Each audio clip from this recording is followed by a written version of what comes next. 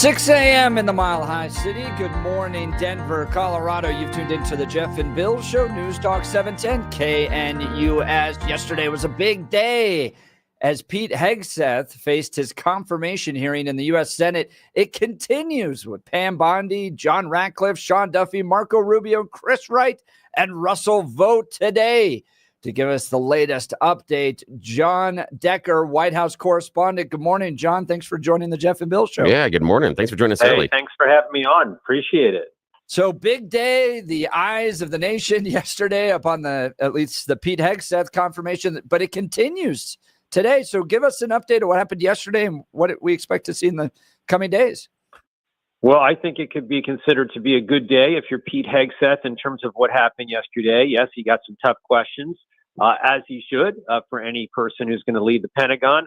But what he also got at the end of the day was a commitment from Republican Senator Joni Ernst of Iowa that she will vote to confirm Pete Hegseth as the next Secretary of Defense. She had been on the fence. Now that she has indicated that she will vote to confirm Pete Hegseth, I think he has an easy go of it in terms of winning Senate confirmation. Any Republicans we're hearing from that would vote no?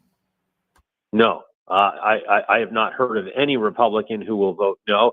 That being said, I think that you have to look to two Republicans in particular to see what they may do.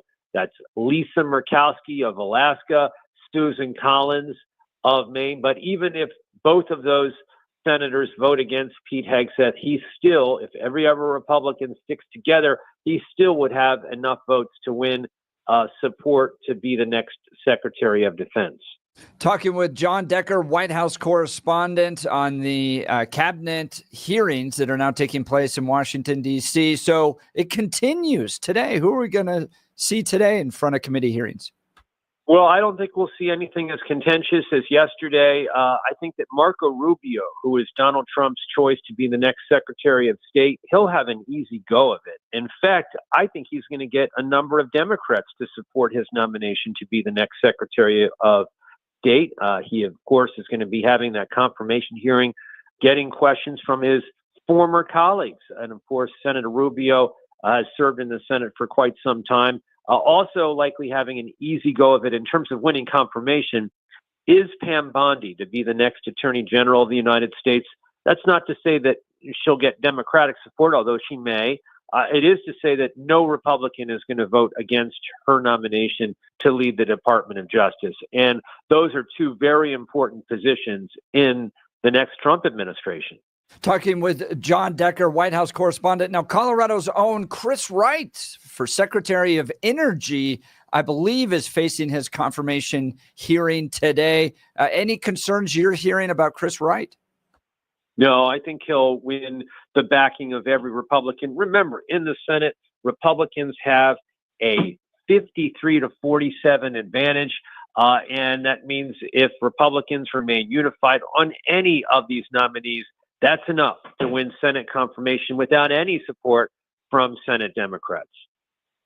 Talking with John Decker, White House correspondent, giving us the latest on these committee hearings with regards to Donald Trump's cabinet nominees. Thank you so much for joining us. Yeah, thank you so much. Giving us an update. Thank you. Have a great day. Talk to you real soon. Bye-bye. All right. Thank you, John Decker. So, yeah, Chris Wright is up today. Colorado's own. This guy is fantastic. I've gotten to know Chris. He's spoken at some of our events before. Brilliant. He put together a whole documentary on nuclear energy, which I think is going to be the future of energy development in America, especially with regards to all the AI. Yeah. And that takes a lot of power to run those servers, and oil and gas and coal and wind and solar just isn't going to be able to provide it. So nuclear is the future. I think he's smart enough to do it. So I'm curious to see how he comes through, and I'm curious to see how they push him on some of the green energy positions, because if we are, as you outlined, going to start having a large surge in manufacturing and AI here, that is going to take energy. And nuclear is a wonderful option, but might take a little bit longer to get online than something like solar panels or wind or geothermal.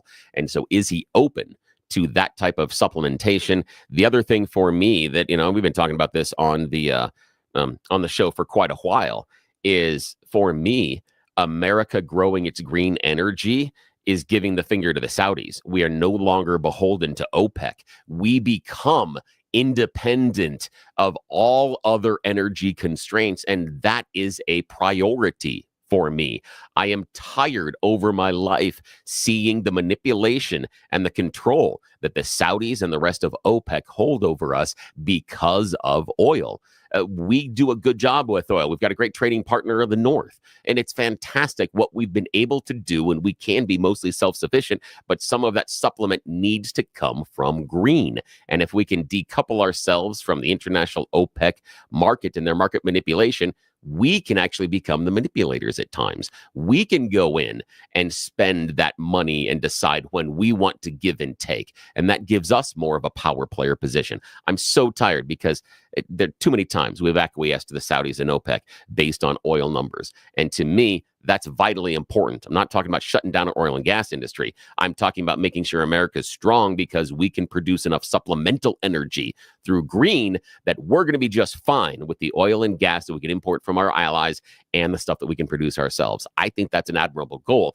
I'm worried about the fact that he will denigrate or want to reduce that green energy because I'm not certain we can get there necessarily with nuclear. If he has a plan for it for nuclear, I'm open. I'm open to the conversation. Would love to hear the plans because, again, as long as it gets me to where I want to be, I'm okay with it. I'm okay for a different path if we need to. It's 6:07, and what you just heard with regards to OPEC was Bill being America first. Way to go, Bill! I have my moments, and thank you for pointing that out. I have my moments.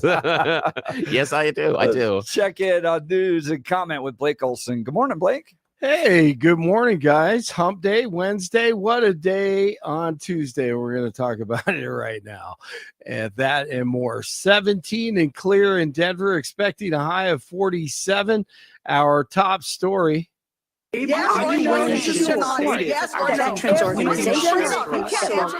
that had to be the greatest post on X on Tuesday. 4 women, funny? Top right, top left, top right. Bottom left, bottom right, just grilling Hegseth with his face in the middle, just staring at them. Here, let's listen to it again.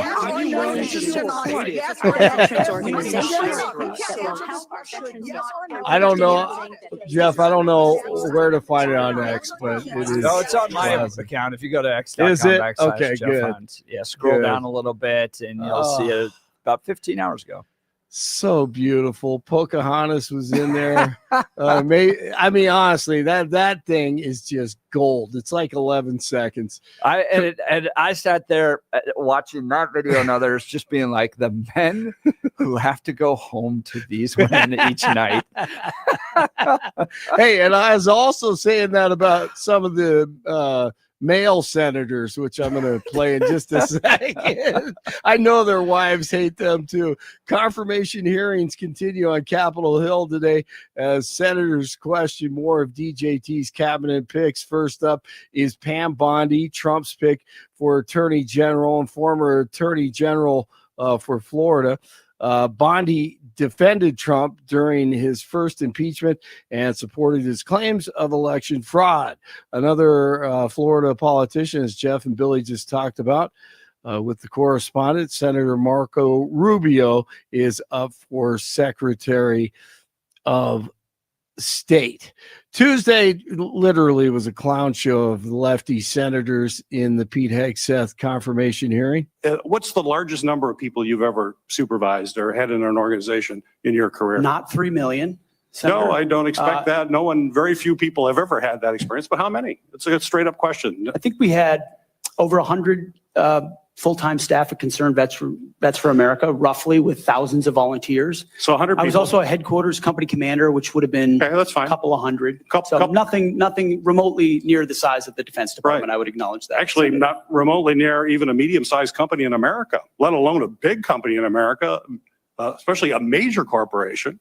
And we're hiring you to be the CEO of one of the most complex, largest organizations in the world. That's the unlikable Senator Gary Blowhard Peters from Michigan. Senator Mark Wayne Mullen counters. But let me read you what the qualifications of the Secretary of Defense is, because I Googled it and went through a lot of different sites, and really it's hard to see. But in general, the U.S. Secretary of Defense position is filled by a civilian. That's it. If you have served in the U.S. Army Forces and have been in the service for, you have to be retired for at least 7 years, and Congress can weigh that. And then there's that was great. Here's Maisie Hirano from Hawaii. I have read multiple reports of your regularly being drunk at work, including by people who worked with you at Fox News. Do you know that being drunk at work is prohibited for service members under the UCMJ? So if you're going to talk about not being drunk, shouldn't you sound like you're not drunk? Man, listen to Maisie, right? Am I right, Jeff? That's Senator from Hawaii, man.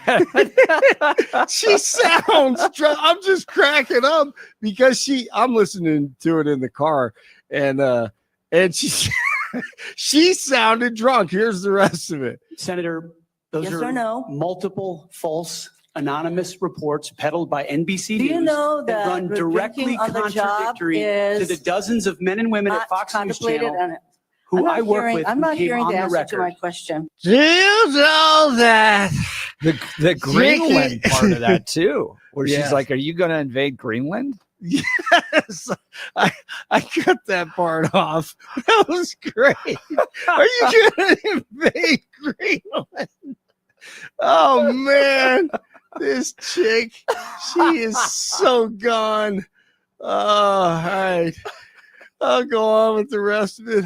Speaking of hot air, high winds, warm air forecasted this morning in Southern California. The death toll from the LA fires has risen to at least 25. An additional death was linked to the Palisades fire, which has now claimed 9 lives. Another 16 deaths have been attributed to the Eaton fire. Denver Mayor Johnston has vetoed a proposal to change the city's needle exchange guidelines. City Council voted Monday to lift a cap on the number of needle exchange sites in Denver. The measure also removed a requirement to keep the sites at least 1,000 feet from schools and licensed daycare facilities. Johnston vetoed the measure Tuesday, telling the council it was the wrong solution at the wrong time. Please make me governor. That's what that veto was about. Yeah, is that what it was about? Oh, yeah. It wasn't about needles on the streets Or in front of schools or and just daycares or anything throwing like the that. drug culture. Right. No, Yeah. he just knows What that are we that talking can't about? sell statewide. I would hope not. Right. No, you're right. That's a good point, though. Yeah, I do the right thing. That one, gee, man, it's 2025. We got needle sites all over the place.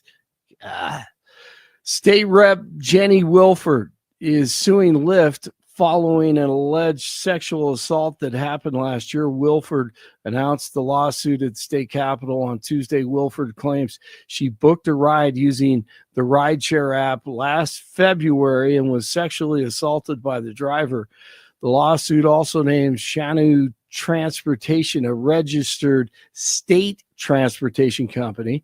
She claims the company allowed the driver to illegally use an account tied to one of their vehicles. The North Glen Police Department is still investigating the case, and no arrests have been That is announced. terrible. Oh, it's horrific. I I was worried about when this all started, when this came out, 7, 8 years ago? yeah, Lyft and Stuff Uber. like that. Yeah. But I mean, thankfully we don't see it a lot, but man, that is horrible. Oh, gosh. Well, I hope she gets justice on this. Absolutely. I'm right there with you. President Biden gives his farewell address to the nation in prime time tonight. Teleprompter watch, 6:00 this evening. The U.S. Securities and Exchange Commission is suing Elon Musk. The SEC filed the lawsuit against Musk on Tuesday, alleging the tech billionaire broke the law in 2022 by failing to disclose his active stake in Twitter, which allowed him to buy shares at artificially low prices. They need to look into the Pelosi's, I think. A private space company has just launched a mission to the moon. A Falcon 9 rocket blasted off overnight from the Kennedy Space Center carrying the Blue Ghost lunar lander from the Texas company Firefly Aerospace. All right, never before heard audio on Alex Jones last night, former executive director of the DNC and close associate of LBJ. Wow. Clifton Carter admitting that LBJ hired Mac Wallace to assassinate JFK. 63. This recording was made in 1972. A Texan named Shane Stevens was given these audio tapes by his grandfather, who was one of the men in the conversation. Sure good to see you. How's life treating you today? Well, Saul, it's been pretty touch and go situation. Linda and I have had quite a few unpleasant words here lately over the deal with that he hired Mike Wallace to assassinate the president. He hired Mike Wallace, one of his minions in the back, to assassinate JFK. So you're going to hear a lot more about that, you would think. News brought to you by Lair Fireplace and Patio, Denver's premier source for everything fireplace, patio, and grills, locally owned and operated since 1954, online at lairfireplacepatio.com. The Nuggets run past the Mavericks 118-99, and the Avs beat the Rangers 3-2. 16 in Englewood, 13 in Golden, 17 in Denver. It's Wednesday. Jeff and Billy continue. Mr. Chairman, the committee is not in order. Order. Point of order. Order. Blake Olson, News Talk 710 KNUS. Weather for the next 2.5 days. Take advantage of it because the Jeff coldest and air Bill of the Show. season will Joining be us here now, by the Rory weekend. O'Neill, NBC Partly cloudy News skies, national temperatures will be well correspondent. into The the 40s FBI has today. released new information about the New Year's Day attack that took place in New Orleans. Rory, thanks so much for joining the Jeff and Bill Show. Yeah, good morning. Well, good morning, guys. So what are we learning? What's the new information? Yeah, it's just incremental, I guess, is the best way to describe it. The FBI now saying that 57 people were injured in that attack that happened in the first hours of New Year's Day on Bourbon Street. That the count had been 35, but now they say 57 were wounded, 14 people were killed, plus the gunman who was shot and killed in an exchange of gunfire with police. So they also said that really they started to track the suspect's radicalization to 2022. That's when they say he became a more devout Muslim and then started to isolate himself from friends, family, or society in general, and then really seemed to go off the deep end in the spring of last year. Talking to Rory O'Neill, NBC News national correspondent, with regards to the latest news on the New Year's Day attack that took place in New Orleans. Rory, I've heard that he was also traveling. He had taken some trips, I believe, to Chicago and other places like that. Do you know any information on that? He'd gone to Cairo and also Ontario, Canada, plus multiple trips to New Orleans before carrying out the attack. Apparently, according to the FBI, he had looked into possibly renting a room on Bourbon Street that had a balcony. So that's maybe he was planning something like the Las Vegas attack. He had made multiple trips. I think one time he took the train from Houston to New Orleans, then came back by bus later that same day, and was also may have been more inspired by that Christmas market attack in Germany that happened 10 days before. Apparently, he had done some online searching about the car that was used in that very similar attack.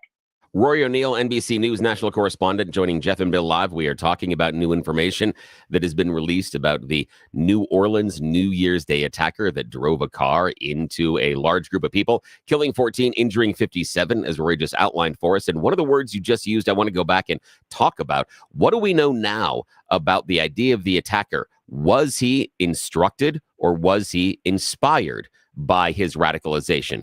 Do we have any clue of, was it an instruction by a terrorist outfit or was he just inspired by what they like to do? Right, and that's a significant distinction because it might determine how our U.S. military responds. Right, if we know that he was instructed by ISIS to carry this out, because remember, this white rented pickup truck had an ISIS flagpole on the back. So was he instructed or just inspired by? And it seems to be just inspired by. Now, of course, what happens is the FBI has now got a record of some of the websites he was watching. And viewing was the word I was looking for, and reading and seeing videos on these websites. So now that gives them another data point where they can say, well, who else is looking at these videos? Where are they coming from? Is it from inside the U.S.?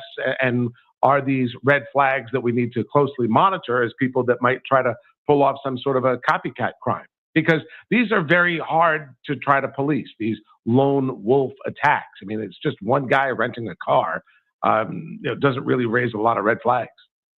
Talking to Rory O'Neill, NBC News national correspondent. Do we know anything about those particular trips to Ontario and Cairo? Did he meet with anybody? Yeah. Any insights there? Well, the Cairo one was interesting because he spent about a month there, which obviously, that's more than just going to go see the pyramids, right? So you have to figure he was meeting with someone over there. Whether or not they were connected to this attack, have any terrorism connections, that's what they're trying to figure out. But of course, now you're in a different country, different rules. You may not be able to have the same kind of data collection expertise that you might have here in the States. So it's a bit more complicated. I think that's going to take a lot more legwork as they try to recreate his time there in Egypt. Talking to Rory O'Neill, NBC News national correspondent, the barriers, and were they being repaired? Why weren't they up? Is there any latest news on the barriers that should have protected a car driving down Bourbon Street? Yeah, they didn't give an update specifically on that part of the investigation. And obviously there are changes being made to the system now before we get to the Super Bowl. But clearly it appears there was a design flaw. Even operating properly, those barriers only would have stopped a car on Bourbon Street. As the police superintendent said, he defeated our system so clever by driving up on the sidewalk. I mean, didn't really take much to get around a pretty flawed design, apparently. So they're rethinking all of the access points to the whole French Quarter and the best ways to keep people safe and still allow and follow some of the laws when it comes to having physical access. Those so that a wheelchair could fit down there, but stop a pickup truck. Talking to Rory O'Neill, NBC News national correspondent, on the latest regarding the New Year's Day attack that took place in New Orleans. Rory, thanks so much for joining the Jeff and Bill show this morning. Yes, thank you. Hey, thanks, guys. Talk to you soon.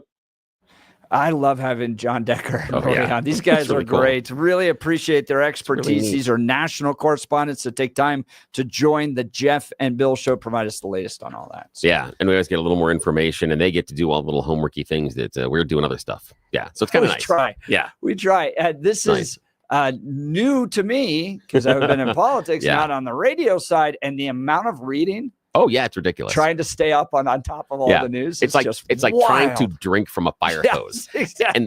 And the problem is people always talk about the idea of in this type of job, when are you off or when do you stop working? And you don't because you're always absorbing stuff. And for 24 hours a day absorb stuff. And it could be the biggest thing or it could be the most minor thing. It could be, honestly, a conversation you hear between two people that stand behind you at the grocery store that is like, sparks something that they're talking about. And you're like, oh, that's interesting. Or I didn't know they were talking about this. You're always looking for this information. It is really crazy. You're reading 148-page special counsel reports. Oh, yeah, that's a lot of fun, too. On the same day, twice. Yeah. It's a lot. Yeah, I'm working my way through the Jack Smith. That's hard. I just don't have the time right now. It's going to take me a couple of weeks to get through that only because I don't have any time right now. It's tough, but it's fun. Well, I appreciate John Decker, Rory O'Neill joining us. All right, so we're going to get to the Pete Hegseth hearing. Would you vote to confirm as Secretary of Defense Pete Hegseth after hearing yesterday? What do you think? Give us a call. Phone lines are open. 303-696-1971, 303-696-1971, or text us on the Dan Caplis Law text line, 720-819-5115. This is an easy one for me. Yes check the box. Bill? No way. There's no way. And it's less political than it is based on skill set. He hasn't run anything this large.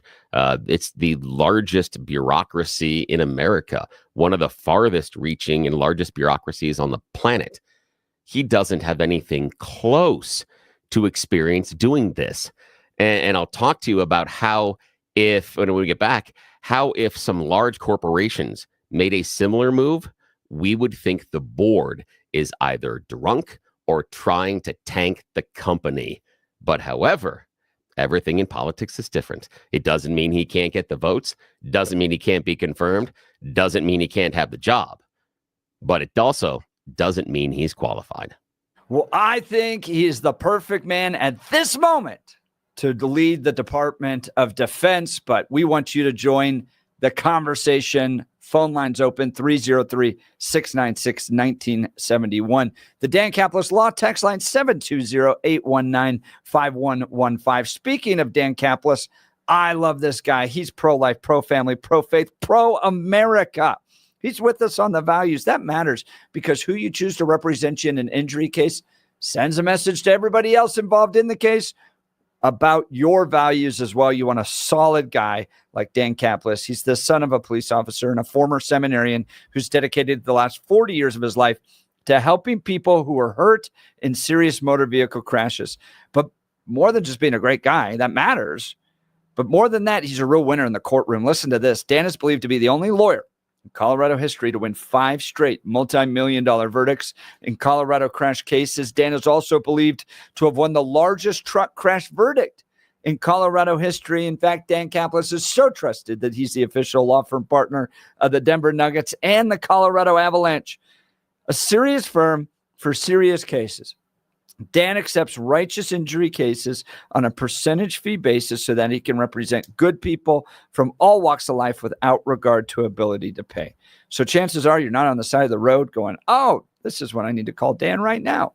Luckily, I can hear his phone number. But when that car accident happens, do you really want to be Googling Dan Caplis Law at that point to try to get his phone number? No, just put it in your contacts. So it's right there. And when you're having to deal with law enforcement, God forbid, paramedics, maybe somebody in your family's hurt. Now you got insurance companies, other injured parties. Call Dan immediately. Okay. Get him on your team. Here's his phone number, 303-770-5551. That's 303-770-5551 or hit dancaplisLaw.com. That's Dan, CAPLIS Law.com. We'll continue with your phone calls and texts. You're listening to the Jeff and Bill Show. This is Denver's talk leader, News Talk 710 KNUS. Would you vote to confirm? At this hour, I'm Christina Awayo in Dallas, and here are your top stories. Pete Hegseth is being praised for his performance during his confirmation hearing where Democrats continued their smear campaign. Hegseth, who's been tapped to be the Secretary of Defense, scoring points for his intelligence, experience, and poise under pressure. Watch. Stories would come out, and people would reach out to me and say, I've spoken to this reporter about who you really are, and I was willing to go on the record. But they didn't print my quote. They didn't print any of my quotes. Or I've worked with you for 10 years, or I was your accountant, or I was your chief operating officer, or I was your board member, or I was with you on 100 different tour stops for Concerned Veterans for America. No one called me. No one asked about your conduct on the record or off the record. Instead, a small handful of anonymous sources were allowed to drive a smear campaign, an agenda about me, because our left-wing media in America today, sadly, doesn't care about the truth. All they were out to do, Mr. Chairman, was to destroy me. And why do they want to destroy me? Because I'm a change agent and a threat to them, because Donald Trump was willing to choose me, to empower me, to bring the Defense Department back to what it really should be, which is warfighting. In Dallas, Christina Awayo, Salem News Channel.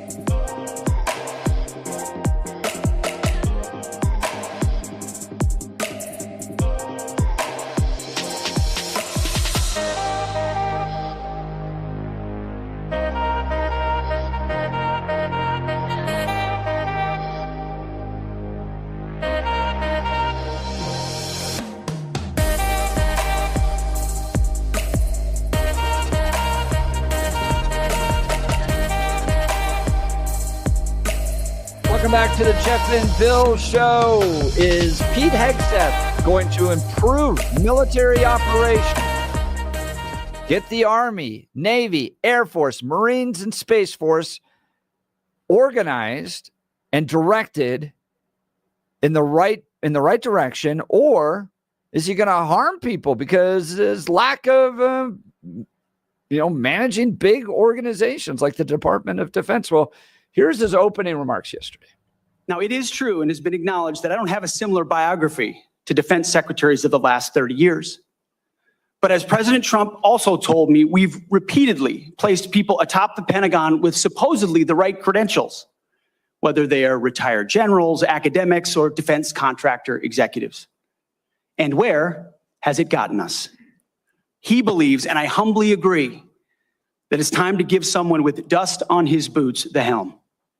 A change agent, someone with no vested interest in certain companies or specific programs or approved narratives. My only special interest is the warfighter. Bill, do you think he's going to hurt people? I think that was a stupid answer. And yeah, he can get people hurt. It's a dumb answer there because he talked about the idea and admitted. I appreciate the fact that he admits that he doesn't have what we would consider regular qualifications. He pretty much in that answer says, no, I don't have the typical qualifications you'd have for this job. It's great. I appreciate you admitting that you are underqualified to take this position. And then he goes into the idea of I'm not part of any program or anything else. Yeah, you are. Yeah. You want the anti-woke. You want the no women in combat, no trans, throw them all out. That is a program.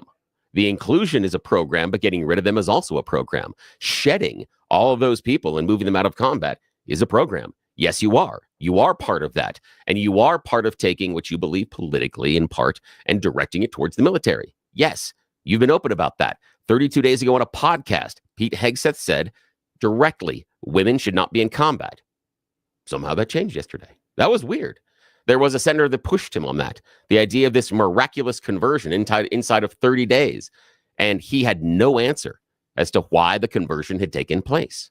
Yeah, he sits there and says that our military is no good at what it can do. Really? I hear all the time that we have assembled the largest, most ready, most lethal, most technologically advanced fighting force this world has ever seen. Yet now when Pete Hegseth wants to be Secretary of Defense, we suck. We couldn't even take over Belgium if we wanted to, which is remarkable, given that our future commander-in-chief has suggested we invade two allies. That's weird. So why in the world would Donald Trump float the idea of using our military in Panama and possibly even in Greenland? He said he wouldn't commit to it, but he wouldn't not commit to it. Why would he do that? If our men and women in uniform are so wokety woke and are so bad at executing a fighting force and mission, yet we can go to Panama and Greenland, wouldn't Panama just kick our ass if we're really this bad? Wouldn't they just come out and show us a bunch of LGBTQ flags and tell us it was a parade and we'd all line up? And isn't that the idea? See, this is why Pete Hegseth is going to get us involved in more conflicts. He's going to get us involved in more wars. He doesn't understand the position. He has no diplomatic experience. He doesn't understand that he is the point of contact for our enemies and our allies. He is way over his head. And could the people underneath him support him enough and keep him treading water so that he doesn't do major damage to our military? Yes, I do have that much faith in our men and women in uniform as far as the support system. And I'm pretty certain that most of our listeners have been in a situation professionally where they've had to support an idiot. You've had to do all the back end work so that the company, the goals are still met, even though the person above you giving all the direction has no idea what they're talking about. And that's what I heard yesterday. He's way underqualified. I would give maybe a little bit of credence to those critiques if it wasn't for the last 4 years and the disastrous leadership of our military under the Biden administration, which picked, quote, qualified people to run the biggest bureaucracy. For instance, can you give me a single general that faced any type of discipline over the botched Afghanistan withdrawal and the 13 Marines that died in that terrible situation. Our military is facing very serious problems. And the quote professionals that have been running this for the last, 15, 20 years, primarily under Obama's leadership, have weakened our military. And I don't trust the critique that we need to have somebody that can run a big bureaucracy. I want to see change. I want somebody with dust on their boots. I want somebody that knows how to load a gun and fire it and has been on the front lines and knows what the fighters are going forward through. And we'll get to this audio in a bit, but no, I just don't think that those critiques can stand after what we have gone through for the last 4 years. Under the Biden administration. I would submit that all the generals know exactly how to load a gun. I would submit that the generals have more experience executing military strategy and plans than Pete Hegseth does. I would submit they have more large-scale knowledge on what our allies need from us as far as around the world. They have more practical experience with it. Now, I understand the critique about, the military and what happened in Afghanistan. I thought that was a failure of the Biden administration, not a failure nor indictment of our military. Are you saying that our military was wrong, that the men and women in uniform failed in the withdrawal from Afghanistan? Because I don't. I put the failure on the Biden administration. Bad planning, bad ideas, bad execution. And that, to me, is an example of just what I was talking about. The strong men and women in uniform having to support an idiotic plan. It was stupid. And I know there was some pushback as far as how we were closing bases inside the military. And there was some pushback about the idea of leaving only one choke point as far as pulling everybody out. I know I've heard some pushback as far as the order of pulling people out as well. But the commander-in-chief gets to make the decisions. And Biden made a piss poor decision. And the people underneath him, bad decisions. And you don't put any of that on the Secretary of Defense? No, not necessarily, because I believe. Really? Yeah, because I believe they were executing what they were told to do. I would have to be shown that they made the choice that Joe Biden, to do. This guy can't string a sentence together. Was actually had any thought on what those plans were with regards to withdrawal. But here is the line that I thought summed up why the American people want Donald Trump in the presidency and they want Pete Hegseth in the Department of Defense. Oh, this will be interesting. Because everybody in this room knows if you're a rifleman and you lose your rifle, they're throwing the book at you. Mm-hmm. But if you're a general who loses a war, you get a promotion. That's not going to happen in Donald Trump's Pentagon. There will be real standards for success. Everyone from the top, from the most senior general to the most lowly private, will ensure that they're treated fairly, men and women, inside that system. The American people are tired of the failures that they saw in Afghanistan, the fact that nobody was held accountable for that, and then all the wokeness that's being pushed through our military that's weakening the military. These professional bureaucrats are weakening our country, and they need to be held accountable. And I want a fresh face, somebody that's been on the front lines like Pete Hegseth, and I thought that audio captured it perfectly. Yeah, that was a pile of crap. Just a phenomenal pile of crap. It just was. Who was held accountable? Which generals were held accountable? This is what I'm asking. He's saying nobody was held accountable. It was all me and the rank and file are always taking the bullets, and we're always okay.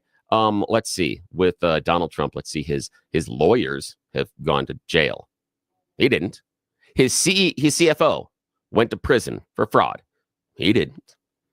His advisors have been disbarred and are facing criminal punishment. Not him. Not him at all. So we have a laundry list of times and instances in which everybody below Donald Trump was held accountable, not him. And now Pete is like, no, we can't possibly do that. Dude, that is the MO of the guy you're saying you're there to represent. And then he goes on this really stupid thing about we're going to hold people accountable and we're going to judge you based on individuals. No, he's not. He's already decided that all women can't do this. He's already decided that all trans people can't do this. He's already decided that all gay people can't do this. He's not judging anybody based on individual characteristics or qualifications. He's taking a look at your sex, your creed, your color, your religion, your sexual orientation, and deciding what you're capable of. He is phenomenally full of crap. Can we vote to convict him? Sure. Vote to make sure confirm him? Sure, absolutely. Doesn't mean he's not full of crap. Yesterday, he said it's going to be a single standard for everybody. That's what the American people want. That is anti-woke. That is meritocracy. And he committed to that during the committee hearings. I want to hear from you all. Join the conversation. Would you vote to support Pete Hegseth as the new Secretary of Defense? Phone lines are open, 303-696-1971. Dan Kaplan's Law text line, 720-819-5115. You're listening to The Jeff and Bill Show. This is Denver's Talk Leader, News Talk 710 KNUS. Come on, call in. Tell me exactly why I'm wrong.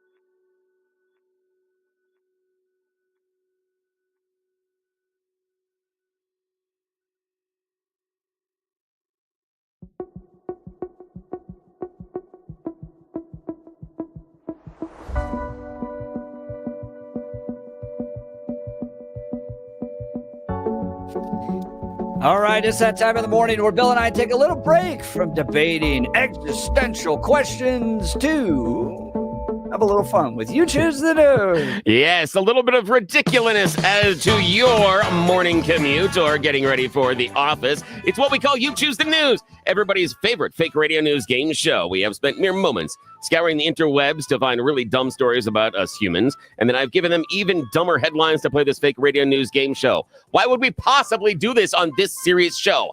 Because nobody in charge has any idea that we're doing this. This is what happens when Jeff and I are left unsupervised. Yes, a painful lesson that both of our parents learned in high school, but that's just stories for other days. Okay, alrighty, gentlemen. Blake Olson joining us from the newsroom, and Jeff in the studio. Here are your choices this morning, gentlemen. Headline number 1, to protect and deliver. Headline number 2, well, Jeff and Bill obviously disagree. Headline number 3, accuracy is for suckers. And headline number 4, but we want it too. Mr. Hunt, your choice, Let's start sir. with the accuracy is for suckers. Yeah, accuracy is for suckers. Why would you believe what's on the package?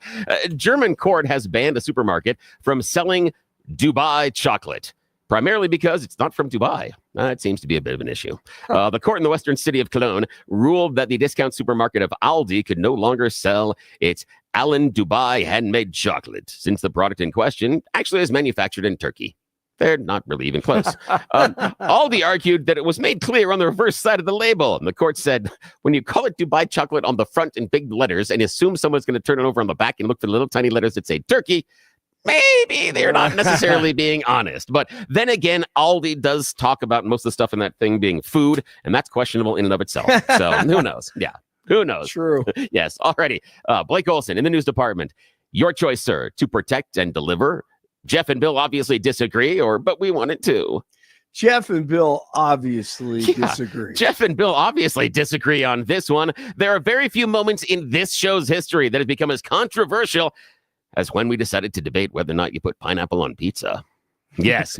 And finally, a Canadian chef is taking a stand. He is putting his flag down in the ground. It's an old pizzeria that started out for a number of years, and he says it reaches back, for decades, and he's finally going to have an answer to whether or not we should put pineapple on top of the pizza. It actually started in the 1960s. A person created what he and his brother/partner in crime dubbed the Hawaiian pizza. It was a breach of Italian culinary protocol, according to some. Yes, it was. Others said it was a new, wonderful culinary delight that will echo with happiness and joy throughout the ages. Well, some 6 decades later, since that very first abomination was created, that's a personal opinion, the pizzeria in Norwich, England, has now nailed their colors to the mast and introducing a pineapple pizza for the very first time to their delivery menu. No. Good for Yes, them.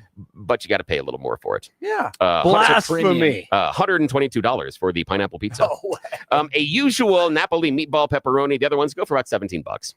And on the menu, they say, well, order it. Get the champagne too. Go on, you filthy monster. So, yes.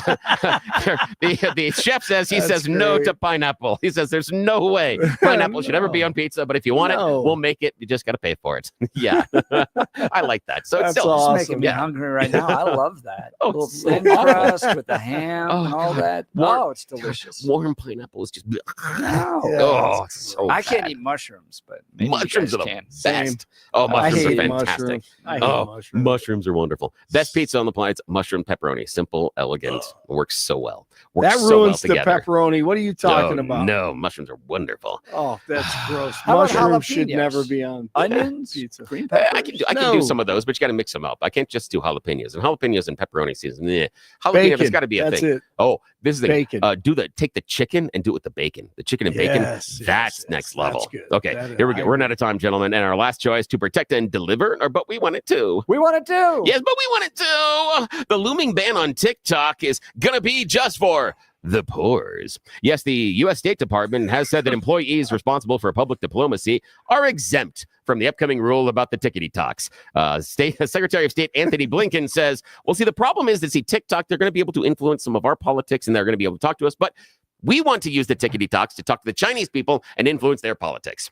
So yes, directly they're saying the Bureau of Global Public Policy Affairs will recognize the substantial opportunity of being able to influence China and other people in the Asian Pacific Rim by reaching out through TikTok. So yes, we want to be able to do the thing we're accusing of them doing because it's better for us. Ta-da! I want TikTok to be saved. Can we figure this out, guys? Come on. I don't think so. All right, back to you, sir. So we'll continue our debate on Pete Hegseth. You're listening to the Jeff and Bill Show. This is Denver's talk leader. We are 710 KNUS.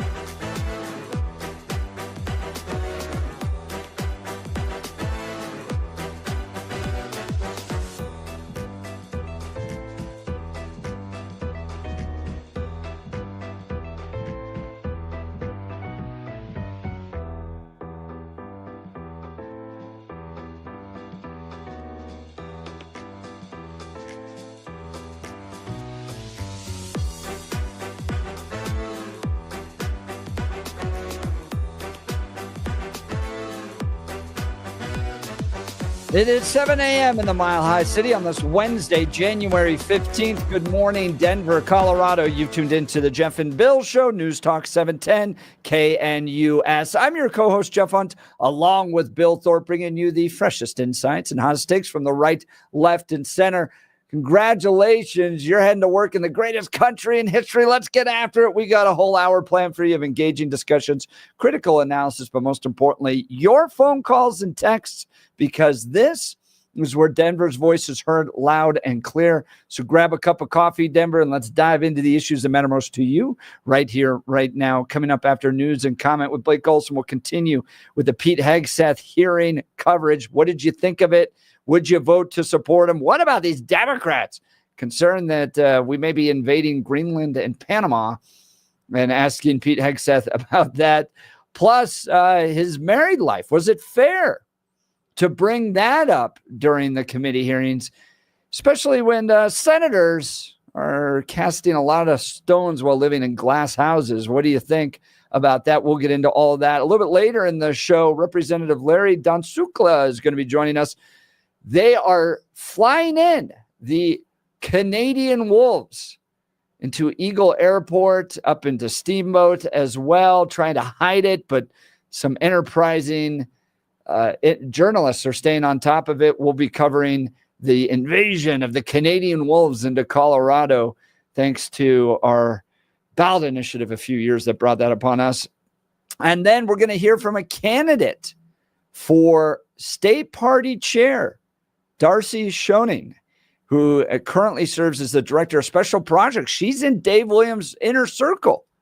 She's going to join us in the 9 o'clock hour because she wants to be the new state party chair. What does this mean about Dave Williams?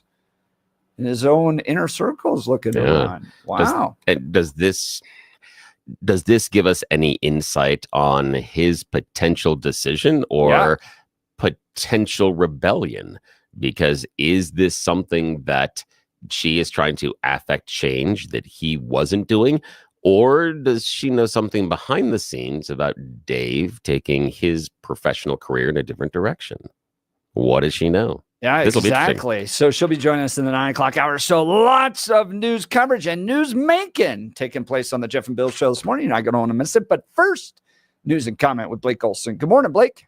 Morning, Jeff and Billy. Here we go. 16 clear in Denver, but it's going to be a beautiful day out there. 47 degrees. Get that sunshine, blue skies. It's going to feel like 55.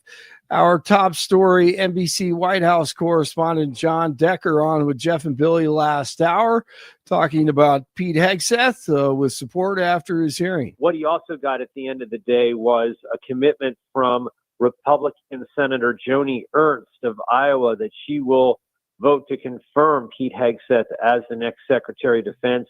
She had been on the fence. Now that she has indicated that she will vote to confirm Pete Hegseth, I think he has an easy go of it in terms of winning Senate confirmation. Joni Ernst has been on defense with defense. Sorry, I thought that was good.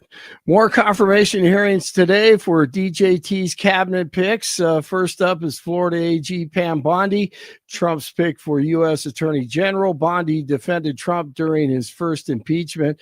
Another Florida politician, Senator Marco Rubio, is up for Secretary of State. Hey, back to Hegseth for a second.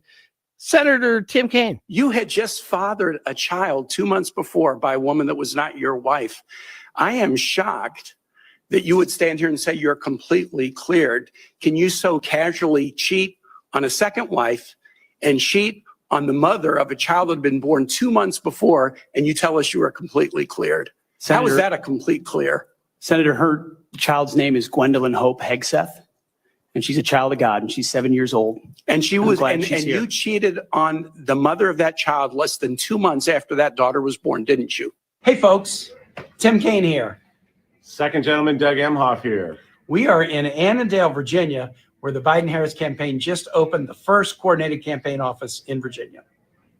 And we are going to, win this election. Senator Kaine is going to go back to the Senate, and we're all going to do this thing together. Yep, the guy who loves the Clintons ran with Hillary and endorsed Doug Emhoff. I mean, and we saw the other day that Hunter Biden had spent something like $700,000 on payments to various women, adult entertainment. I think it was 1.6 million withdrawn from ATMs for crack cocaine. Right. So could you pull up the audio of Tim Kaine criticizing that? Yeah. You had just No. And what happened? So he endorsed Emhoff, And Emhoff, didn't he impregnate his nanny and rough her up, allegedly? I don't know if he impregnated her, but I think they did. I think so. Slap. I think so. I think No, I don't think Emhoff did not father a child outside of wedlock. He Okay. the allegation is that he slapped her, I believe. Okay, he roughed her up. And that story died. It's so weird. Yeah, That and the weird story thing is that didn't- Hunter's not being confirmed for anything either. That's weird. That's strange. Just send him out to do Yeah, he's business just a deals on loser. behalf of the big guy. Yeah, exactly. As a private citizen. Okay. That is Okay. Kushner, party of two. Okay. We can talk about it. Used him for leverage. High winds are in the forecast as LA firefighters continue battling the devastating fires that have killed at least 25 people. Wind gusts of up to 70 miles per hour might be seen or felt in the mountains this morning, with gusts up to 50 miles per hour on the coast. Red flag warnings are in effect through the area until this afternoon. Biden administration is removing Cuba from its list of state sponsors of terrorism. They only do communism there, I guess. A White House official said Tuesday that they do not have information that supports Cuba's designation as a sponsor of terrorism. The move comes as President Biden prepares to leave office. Biden will give his farewell address to the nation tonight. The Republican-led House passed a bill Tuesday that would ban transgender athletes from playing women's and girls' sports in schools that get federal funding. The Protection of Women and Girls in Sports Act passed mainly along party lines with only 2 Democrats in support. The bill will now head to the GOP-controlled Senate. Tech giant Meta is making changes to its workforce. The company is planning to push out thousands of workers deemed low performers starting in February. The decision is expected to impact roughly 5% of the company's workforce, about 3,600 employees. Private U.S. space company has just launched a mission to the moon. A Falcon 9 rocket blasted off overnight from the Kennedy Space Center carrying Blue Ghost lunar lander from Texas, the Texas company Firefly Aerospace. Let's see, never before heard audio on Alex Jones last night, former executive director of the DNC and close associate of LBJ, Clifton Carter, admitting that LBJ hired Mac Wallace to assassinate JFK. This recording was made in 1972, and a Texan named Shane Stevens was given these audio tapes by his grandfather, who was one of the men in the conversation. Sure good to see you. How's life treating you today? Well, Saul, it's been a pretty touch and go situation. Linda and I have had quite a few unpleasant words here lately over the deal with that he hired Mike Wallace to assassinate the president. It's been hectic in every way, but we've lived through this far. I guess we'll continue to do so. Was it Mac Wallace, one of them, who assassinated JFK? Unbelievable when you listen to that. 14 in Parker, 13 in Arvada, 16 in Denver. It's Wednesday. Jeff and Billy continue. Got some dueling banjos every morning with Jeff and Billy. Blake Olson, News Talk 710 KNUS. Fair weather for the next 2.5 days. Take advantage of it because the coldest air of the season will be here by the weekend. Partly cloudy skies. Temperatures will be well into the 40s today. Tomorrow we bump all the way into the 50s, but it's very brief. Highs on Friday will be back into the 40s. That happens early in the day. Plunging temperatures Friday night with a chance of snow developing. Periods of light snow only in the teens Saturday. Near or below zero with flurries Saturday night. Flurries and bitterly cold Sunday and Monday. Meteorologist Don Day in the 710 KNUS Weather Center.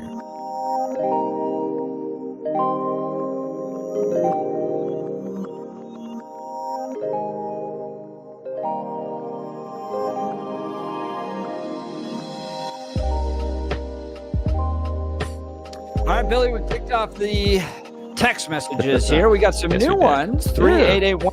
You texted in before. Hey, good Billy, very insightful comments on Pete Hegseth this morning. Sounds like you have extensive military experience. What rank did you attain before you got out? No. I've been very, very open and honest about this one. I'm not wired for the military. I have so much respect for those individuals that raise their hand and give their mind, body, and soul to our nation. I'm not wired that way. You want to get down and dirty. You need someone that's going to, get in the mix with you in a parking lot outside a bar. I'm right there with you, man. I have a severe authority problem, and I would not survive more than like 6 months because I get kicked out of class in school. I showed Jeff this picture from a soccer team I was on in my teens. You look like a thug. Yes, in a soccer team, and I'm the only one in the picture that doesn't have a shirt on. And the reason is because I was getting ready and I'm trying to get my uniform on, and the coach is yelling at me, "Get over here!" And I'm like, "Give me a second, I'll get over here now." Fine, stood up without the shirt on. Yeah, that would have been punishment in the military. So that's why I know this about myself. But they're saying 3881 that there's a difference between stating your concerns and speaking as if you have firsthand professional knowledge. No, I'm not. They said they have spent 22 years in the military, deployed several times. They've experienced a severe decline in standards and the loss of unit cohesion when women were introduced into combat units. Okay, so the idea being you've lost some cohesion, is that more on the military and the procedure? Or is it more on the individual men in the system? Because couldn't we say the same thing when you allow women into co-ed education systems? Could we say the same thing when we allow women to own property or when you allow women into the office space? That was part of the pushback that we had back then, that when women were going to get into the office space, men couldn't be men anymore. We couldn't be manly in the office. That was part of the push. Is that really the responsibility and because of the women, or is it the lack of adaptability to change? Because there's some other very, very strong fighting forces that use women in combat roles, one of which involved in armed combat right now, Israel. It's weird that they're our gallant allies and we're supporting them. And we're looking at how they're taking it to Hamas. They don't seem to have a problem with it, but yet we can't figure it out. 8422 saying, what I heard Pete Hegseth saying concerning women in the military is that standard for qualifications have been lowered so they can achieve success. This automatically lowers the quality and readiness of our military. If a man can't pass the qualifications for infantry or special operations, he is dropped. Currently, for females, the qualifications to pass are lowered to fill a quota. You wouldn't support quotas, would you? No, but I disagree with the idea that it's lowered to support a quota. I disagree. It is now, again, are we saying that we're going to hold the men and the women to the same standards? Is that it that we're expecting them to perform at the same level? If so, I got a real question about why we are banning transgendered athletes in sports. If we're holding everybody to the same standard and say that the women need to compete on the same level as men, that's what I'm hearing. Then for combat? No, but that's different than competing in a sport. No, I'm talking about competition and I'm talking about standards. And what we're talking about is in women's sports that the men have an artificial advantage based on biology that I agree with. Men have that advantage. And so the idea is they compete at a different level in sports, and that's not what we need to allow. Yet in the military, we have to do exactly the opposite and have them compete on an exactly neutral playing field. Yeah, if you believe that if you believe in the military, no, they're not necessarily. Yeah. When you're talking about achievement, combat and sports are the same. What I'm talking about, hang on a sec. Killing someone is not, but qualifications to the idea of where you're going to be able to achieve, they're going to be different for both biologies. Yes, absolutely they are. And if you want to hold one consistent line inside the military, then I believe to be intellectually consistent, you need to hold that same line inside of sports. Yeah, no, I totally disagree. So because didn't you talk about the idea about how much women can lift or the text here, how much women can do? That is an athletic and from physical. Right. Yeah. But they're totally different. The idea of women playing sports and the fairness of women being able to compete and the safety related to women being able to compete in sports versus being out there on a combat field, fighting for your life and knowing that the person next to you has passed all the qualifications necessary to drag you once you've been shot and injured to safety are just totally different scenarios to me. Yeah. The thing is that I think you're being transitory based on your standards, because in one case, you're saying that the physical matters 110%, and the other, the physical doesn't matter. Oh, and I think the physical matters both. But we should be consistent. If we're going to hold them equal inside of our military, then why can't we hold them as equals inside of sports? Why would we have a different set of rules? It's not fair. Not fair where? When a man slams a volleyball into a woman's face and breaks her nose because he's so much stronger than her or can run faster in a track, all that stuff, no, it takes away women's opportunities in sports. And then in combat, where you have to rely on the person next to you that has passed all the same stringent requirements that you for your life and safety and well-being. Those are just totally different scenarios to me. The idea that we would conflate them, it's just wild. Yeah, I understand. But the idea being that the person standing next to you inside of that team situation, and you're in a female situation, the person, if you had a transgender male next to you, their physical capabilities might keep you safer, might have you be able to affect what you're trying to do with the offense or the defense. It would be an advantage. Same thing. That's it. I'm just looking for intellectual consistency. Do you agree with me or Bill? Give us a call. Just looking for intellectual consistency on this. 696-1971 or text us on the Dan Campos Law text line at 720-819-5115. 720-819-5115. Text messages are pouring in. Those come right into the studio, by the way. And Janet would like to point out that you just called me transitory. Nicely done, Janice. Nicely done. I appreciate that. Here is funny. By the way, who made a ton of news yesterday was this senator from Hawaii, not Iowa, Hawaii. Oh, geez, she's a mess. She was concerned about Pete Hegseth and Donald Trump invading Greenland. Moving on. President-elect has attacked our allies in recent weeks, refusing to rule out using military force to take over Greenland and the Panama Canal, and threatening to make Canada the 51st state. Would you carry out an order from President Trump to seize Greenland, a territory of our NATO ally Denmark, by force, or would you comply with an order to take over the Panama Canal? Senator, I will emphasize that President Trump received 77 million votes to be the lawful commander-in-chief of this country. We're not talking about the election. My question is, would you use our military to take over Greenland or an ally of Denmark?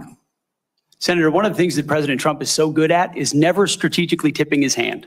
And so I would never in this public forum give one way or another direct what orders the president would give me in any context. That sounds to me that you would contemplate carrying out such an order to basically invade Greenland and take over the Panama Canal. Look, I know there could be some tough talk around some of these negotiations. I don't think there's any stomach at all from the American people to invade Greenland. But Donald wants it.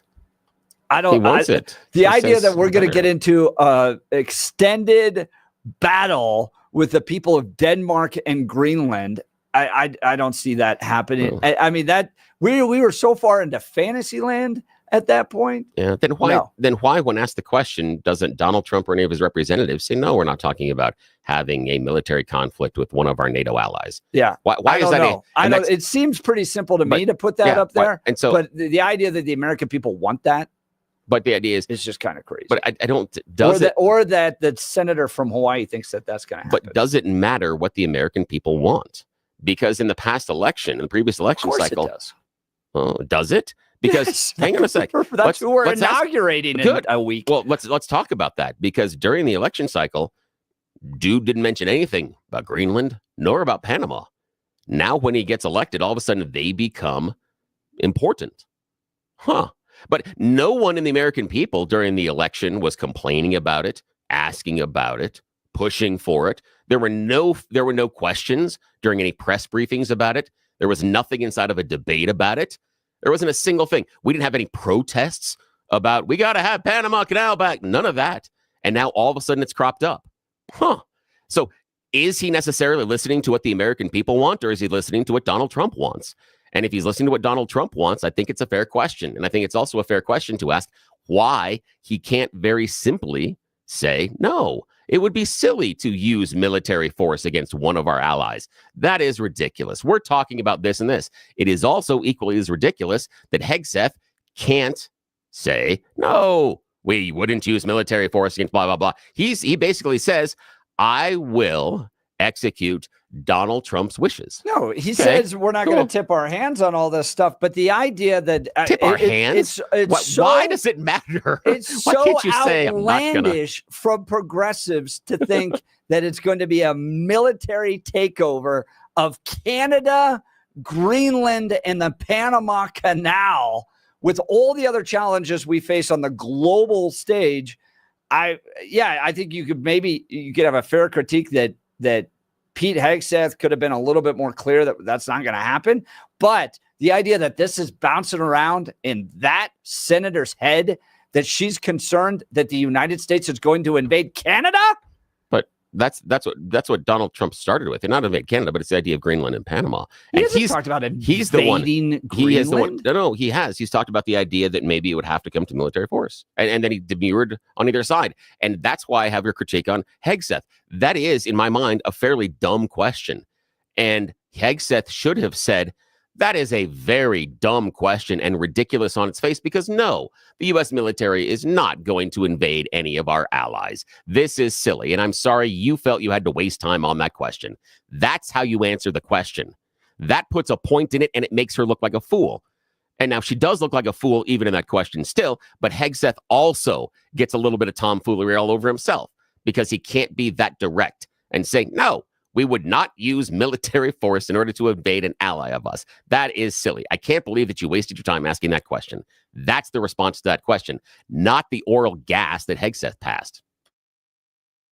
Would you vote for Pete Hegseth after what you heard yesterday? And then we're going to get into Tim Kaine and Senator Mullins' response here in a bit. But after that back and forth, do you look at Pete Hegseth and go, yes, this is the man to lead the Department of Defense as Secretary of Defense? I do. I love the fact that he's a warrior. I love the fact he's got dirt on his boots. And I say we need a change there, because under the last 4 years, you had the DC establishment putting in the people that are qualified to run big bureaucracies. And what you saw was a weakening of the American fighting force. You saw the disastrous withdrawal from Afghanistan. You saw problems in our military. I mean, these folks are willing to threaten the future and strength of the United States of America to drive political agendas. I want a warrior first leader as the Secretary of Defense, and I saw that with Pete Hegseth. Yeah, Bill disagrees. Yeah, and I want to know from the callers, what am I missing? You think that Pete is this great guy that's going to change, and he's going to basically, change and make sure that our military fighting force is the best the world has ever seen? I thought we were already there. What change is Pete going to do? Where is the idea that we are this weak, horrible military that's going to get pushed over by anyone? What am I missing? Well, I feel that he is vastly unqualified for this job. You feel differently, call in. I mean, I want to hear what I'm missing. I am open to the idea. I've been talking about that before. I years ago felt that transgendered athletes should participate in sports, to kind of close the circle here. Now, I am not in favor of transgendered males playing in sports. Not in favor of that at all. And I understand it. So I am willing to change my mind, despite what everybody says sometimes in the text that I'm dogmatic and unwilling to say that I'm wrong at times. I am. You've got the opportunity. Call in. Convince me I'm wrong. Phone number 303-696-1971. The text line blowing up on this one, 720-819-5115. This is the only show in Colorado where you are invited to be a part of the conversation. So please give us your opinion. Look, it's just not normal, the pain caused from chronic joint pain day after day. But some of you have dealt with that pain for so long, it's become your new normal. Short-term fixes are not working, so make the decision now to say, no, you're not going to live with it. Get moving again in 2025 with help from QC Kinetics. QC Kinetics is the nation's leader in what's called regenerative medicine and joint preservation. So what does this mean? Joel in our office has had his life changed by QC Kinetics.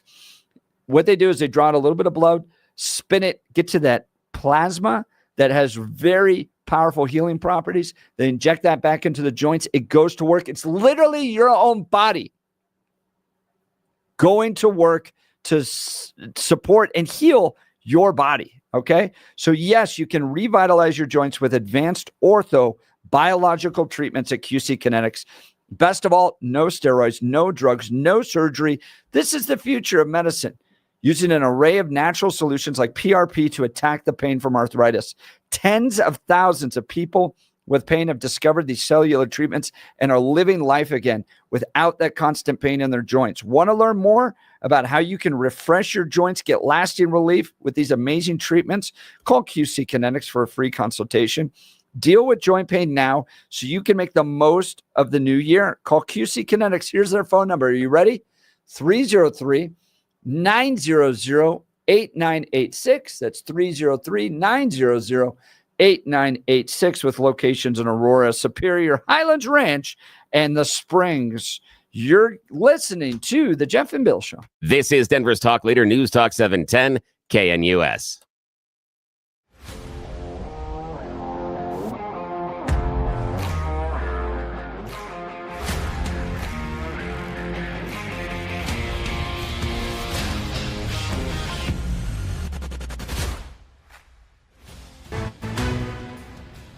At this hour, I'm Christina Awayo in Dallas, and here are your top stories. President Donald Trump is praising the governor of Florida after Ron DeSantis signed a proclamation calling a special session shortly after Trump takes the White House to approve funding to help with Trump's mass deportation plan. Trump taking to social media to say, "Thank you, Ron. Hopefully other governors will follow."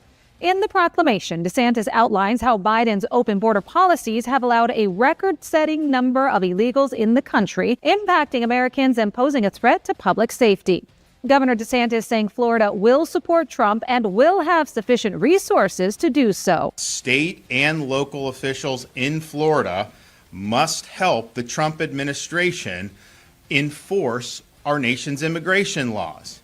And we are going to need, in order to do that effectively, we are going to need legislation to impose additional duties on local officials and provide funding for those local officials. There also needs to be measures to hold people accountable who are violating our anti-sanctuary policies. And then Florida needs to make sure that we don't have any lingering incentives for people to come into our state illegally. So therefore, I'm going to call the legislature into special session starting the week of January 27th. In Dallas, Christina Awayo, Salem News Channel.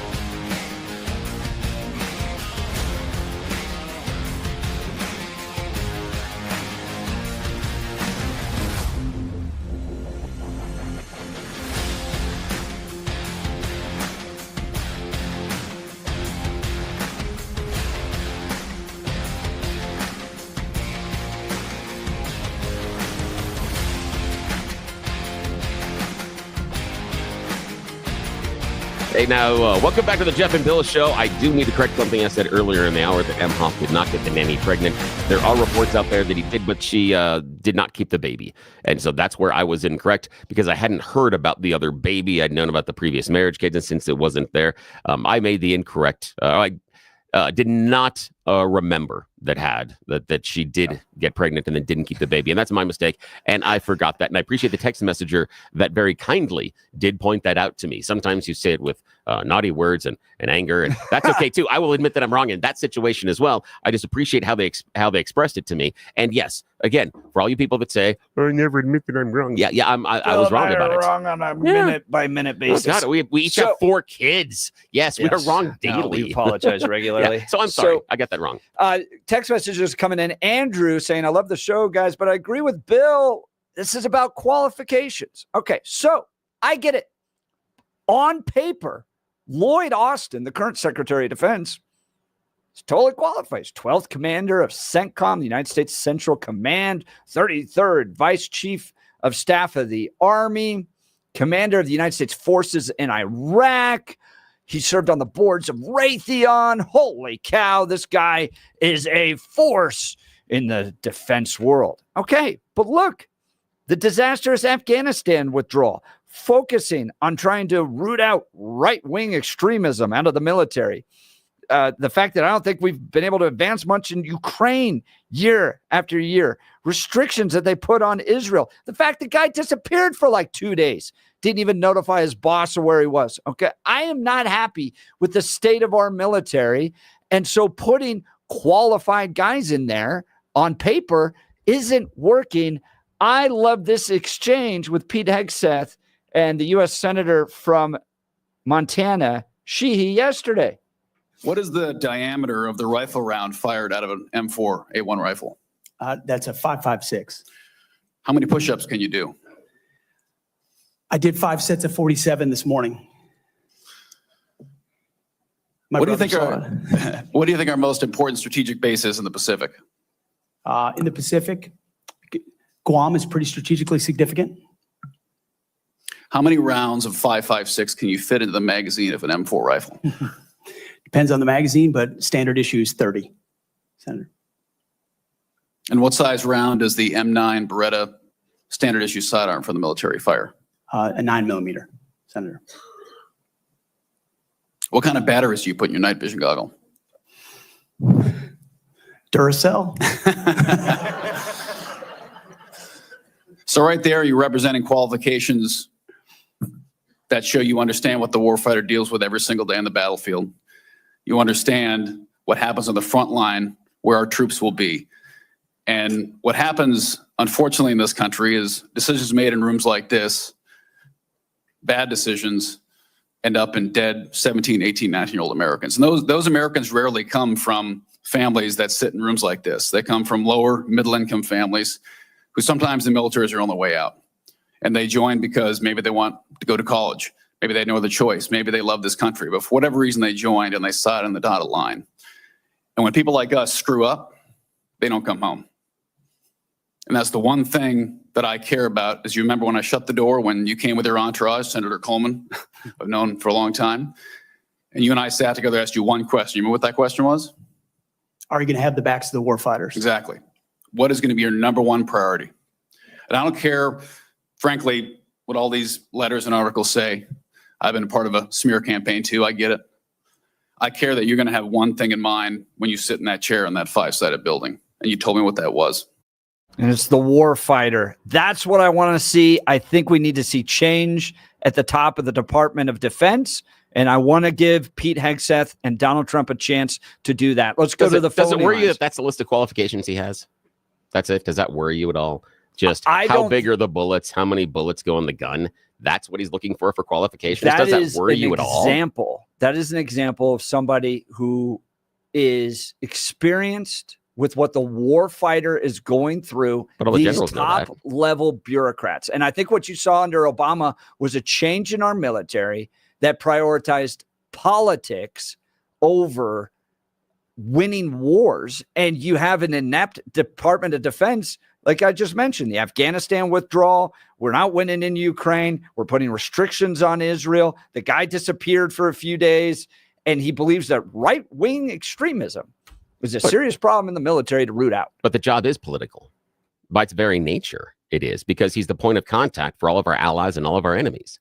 By its very nature, the job is political and diplomatic. I want to see a change there. And to have someone that has no experience doing that, I guarantee you that the people that have been the SecDef for the last 2 decades know how big the bullets are and know how many bullets go in the gun. They know exactly what he demonstrated as far as knowledge, but they have external, additional knowledge that he doesn't possess. And so that's fine. I understand that we now are going with, and I saw this word yesterday, we are now under the Trump administration embracing unqualified authenticity. As long as you are authentically enough MAGA, qualifications no longer matter. That's it. Yes, we are now under the era of unqualified authenticity. I think the only qualifications you guys are looking for at this point, because he's a war fighter, he's a decorated veteran, the only qualifications you're looking for at this point is that he can be a bureaucrat. I want the ability to do the job and showing that he has the ability to manage an $800 billion annual budget and 2 million people, of which he's demonstrated zero qualifications, that he understands the acquisition process, that he was asked by Senator Duckworth yesterday about ASIN, had no idea what that was. And that's an important strategic alliance inside the Indo-Pacific Rim, despite the fact that he mentioned Indo-Pacifica in his opening statements. Yet had no idea about his strategic partners in the region. That's going to work out well. Let's go to the phone lines. Tony Littleton. Good morning, Tony. You're on the Jeff and Bill Show. Morning. Hey, good morning. So I think the whole process of trying to confirm him is pointing at a lot of issues that I think we should all be concerned about. Starting with Joni Ernst. Her whole claim to fame, her whole role in the Senate has been the fact that she was in the military. 1. 2, she has been sexually assaulted. So she has been the point person on those 2 issues for both Democrats and Republicans in the Senate. After she interviewed him the first time, she came out and said, I've got some concerns. Within 72 hours, she was pummeled by Elon Musk saying if she better find her way to supporting him or he's gonna have her primaried and blah blah blah. She came under so much heat that 72 hours later she called another meeting with Hegseth. They had a meeting. He walks out and she says, "Well, I'm feeling a lot better now." So basically, you're saying Joni Ernst is weak. I'm not going to say she's weak. She gave up everything she stood for. She sold out on everything she stood for because she realized she's going to be driven out of the Senate. Hold on, Tony, you're saying a decorated veteran like Joni Ernst who survived a sexual assault is weak? I did not say that. You said that. You said that. I think you just said that she was weak. I said she knows she was pummeled in 48 hours so hard by MAGA and the conservative media and by Musk saying you're going to be gone. You'll be Tony, gone. You can't give any credence to the idea that they sat down and talked through these, and now she believes that he's qualified for the job. That's not in the realm of possibilities. 72 hours. It was 72 hours. She didn't make her decision yesterday. This was weeks ago. 72. Everybody knew she was going to flip and support him because she indicated that after the second meeting. She got the message. She backed off. Now, a second senator that you guys ought to pull up the tape on is the senator from Arizona. I can't remember his name for the life of me. Mark Kelly. So he came in and asked him some very specific questions. He said, I want you to just tell me these are true or false. You have been accused of sexual assault. 1, you have been accused of drinking. You've been accused of blah, blah, blah. And true or false? And his response was anonymous. That is an anonymous. That's anonymous issue, and those are not anonymous. That was already established that those were not anonymous accusations. No, he was counseled by his attorney. Do not lie to Congress. So do not call it false. just go with the same statement over and over. So he never did. He Tony, did not. that assault charge, you know this, that assault charge was investigated by the police and no charges were brought. Because they couldn't bring charges. There was lots of other things. I'm going to leave that alone. I'm going to leave that out. That's an example of where character, 10 years ago, he would have been eliminated on character issues. He wouldn't have gotten to this far to where he's sitting in front of the whole committee, because they would have wiped him out because of character issues. But he's survived now. Now we're here, and I want to come to the issue you keep making about the DEI and how poorly performing the military has been. And I'm not sure I'm on the same page with you. One, we're not. I think we're not fighting in Ukraine. So you say we haven't advanced. We are the arsenal of democracy, kind of like 1940. That's all we're doing there right now. We don't have men on the ground fighting. So I don't know what that's about, rating our military as being ineffective because they're not winning the war in Afghanistan. When's the last time we won a war? Pardon me? When was the last time we won a war?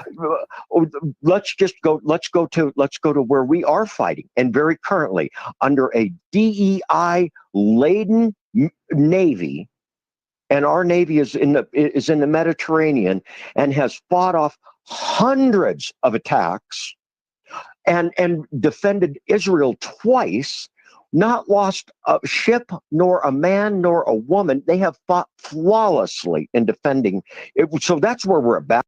And that's a DEI-laden Navy with men, women, transgendered. They got the whole ball of wax, and their performance has been impeccable. Wow. Now, I mean, you criticize their. You tell me how I they asked were you weak. the last time we won a war, and you haven't been able to give me an answer. And I've got one name for you with regards to ethics in the U.S. Senate, and that's Mary Jo Kopechne. Do you remember her? Ted Kennedy sat there for decades in the U.S. Senate after that young woman ended up dead in a car because of his drunk driving. We've got to go, Tony. Jeff, we can go back to example. I've got to go. We're up against a break. Yeah, sorry about that, But Tony. the idea that the U.S. Senate is somehow some great bastion of ethics, again, don't throw rocks if you live in a glass house. That's what they tried to do yesterday. Tell Newt Gingrich about that when he was complaining about Clinton having an affair. That was, okay. Yeah. There's a horse apiece on both sides. You're right about that, Jeff. So we'll get to Mike next. Man, the phone lines are lighting up and the text messages. Would you vote to support Pete Hegseth as the new Secretary of Defense? You're listening to The Jeff and Bill Show. This is Denver's Talk Leader, News Talk 710, KNUS.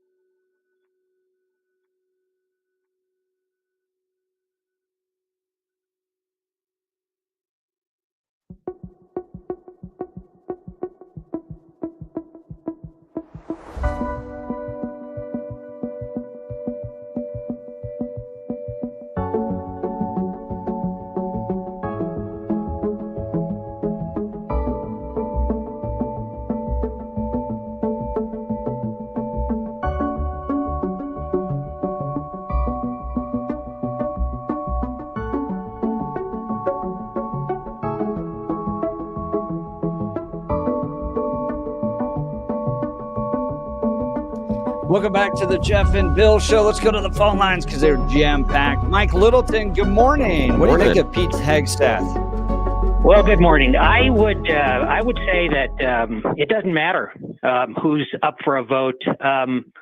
If you ask me, I'll vote for him. Sure, I'll vote for Billy to be Secretary of Defense, and that's not in a derogatory manner either. If you look at the Department of Defense, it's a bloated bureaucracy, a self-licking ice cream cone. It's not passed the last 7 audits that have been performed on it. Nobody knows where the money's going. The head of the Department of Defense can disappear for a week or more, and it makes no difference whatsoever. We currently have 40 plus 4-star admirals and generals in our military, with a fighting force of about 500,000. World War II, we had 7. Wow. So what's wrong with this picture? Overall, the Department of Defense, the secretary, for me, is a PR person. And the department is run by the military-industrial complex, the contractors. Mike, I think you got a great point. You've got a great point. I do have to point something out. I agree with you on a large portion of where you're going with this, but on the generals, there is an issue there. The expansion of the generals in that command and control structure happened after we were attacked on 9/11. That was part of the expansion of Homeland Security, and that's under the Bush administration. That was a conservative move. That's why that happened. It wasn't because of woke policies and other BS. It was because it was post 9/11, and we started Homeland Security and the war on terror. That's where the expansion of the generals and the larger command and control structure came from. And the only reason I know that is because I heard about that a couple of days ago, and I went and looked. I was curious about why and when it happened. Mike, great call. Great point. Thanks so much. Let's get you back again. Let's go to Brian Arvada. Good morning, Brian. Hey, Brian. What's up, man? Hey, good morning, guys. I think haters are going to hate. And the nice part about that is it doesn't matter who Trump, every nominee, the haters are going to say they're not qualified. I mean, true. That's what happened the last 4 years. The good part about that is the country resoundingly rejected the haters, smacked down the haters. So if you're just out there hating, that's great. No one's listening to you anymore. Brian, when you watched it yesterday, I don't know if you watched the entire hearing, but parts of it, did you get a sense that the Democrats had learned a lesson from this last election? When the Democrats it's all the same bloodbath again. They just want to smear. And I think a few of them asked some tough questions. Hegseth, would it be my choice? Probably not. But where were all these senators, or where were all these critics when the department was going woke? No one said a darn word. If you're so concerned about the military, you don't care if it goes woke and costs military lives. But no, you're okay with that, but you're not okay with Pete Hegseth and some smear campaign.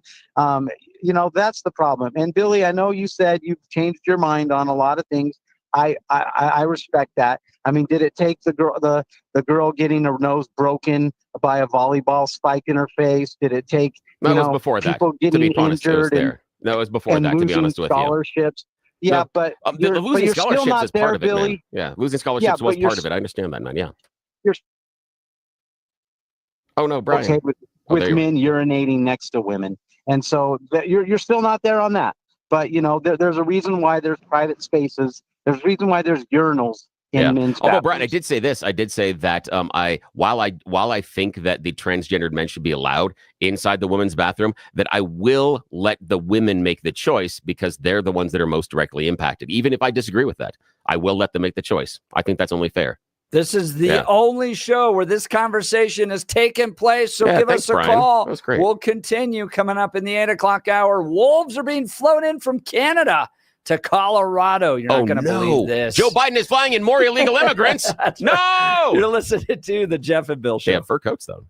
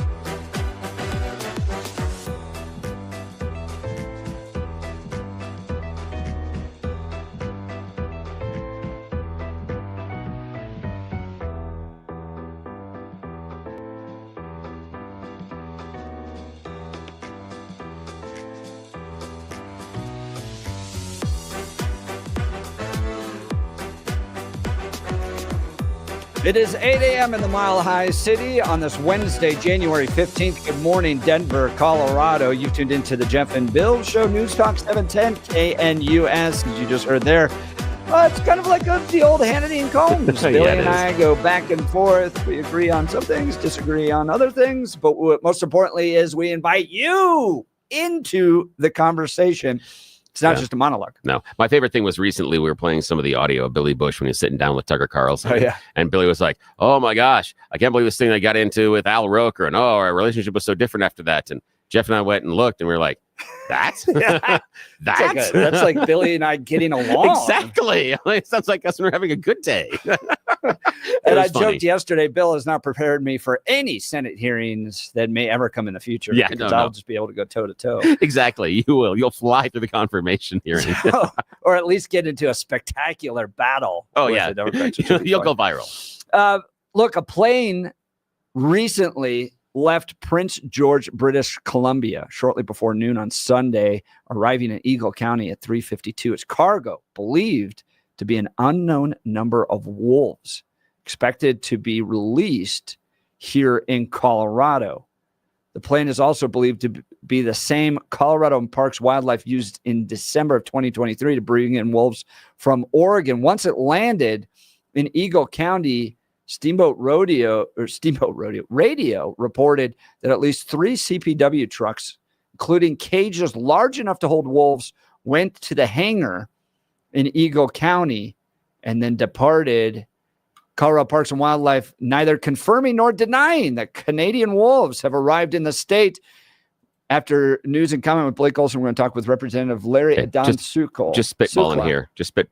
Do you think that I know that we're releasing these things in the mountains and stuff, and this I'm not always a fountain of great ideas, but do you think we could drop some of them in 16th Street Mall and Civic Center Park? I'm just saying that we have a large population of homeless there. And I'm just thinking that maybe if we introduce some competition for resources, things might change. And at least when we're wandering down 16th Street Mall, you see a wolf. To feed the No, but homeless. you see a wolf come around the corner. You know that thing could be dangerous. Unlike what happened, the weekend. You had no idea the dude was walking around with a knife stabbing people. At least we know, they got the teeth. They So go, you're saying that 16th Street Mall would get safer? Possibly.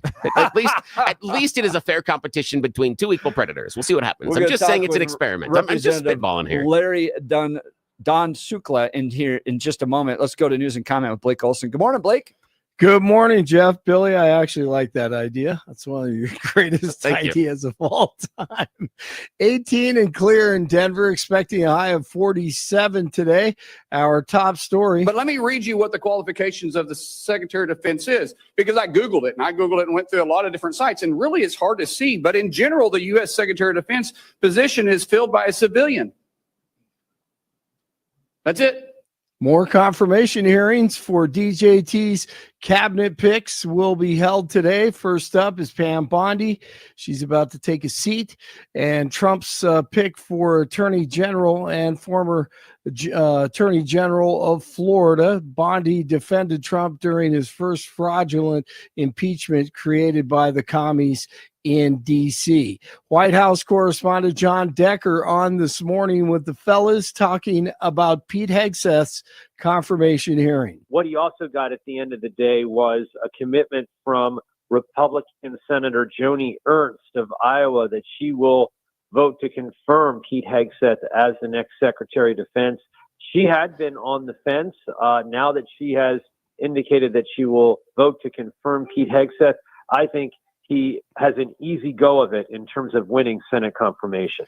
The LA area is expected to feel more high winds this morning. The wind could cause problems for firefighters still battling devastating blazes that have been burning for over a week now. Wind gusts of up to 70 miles per hour might be felt in the mountains, with 30 to 50 mile per hour gusts on the coast.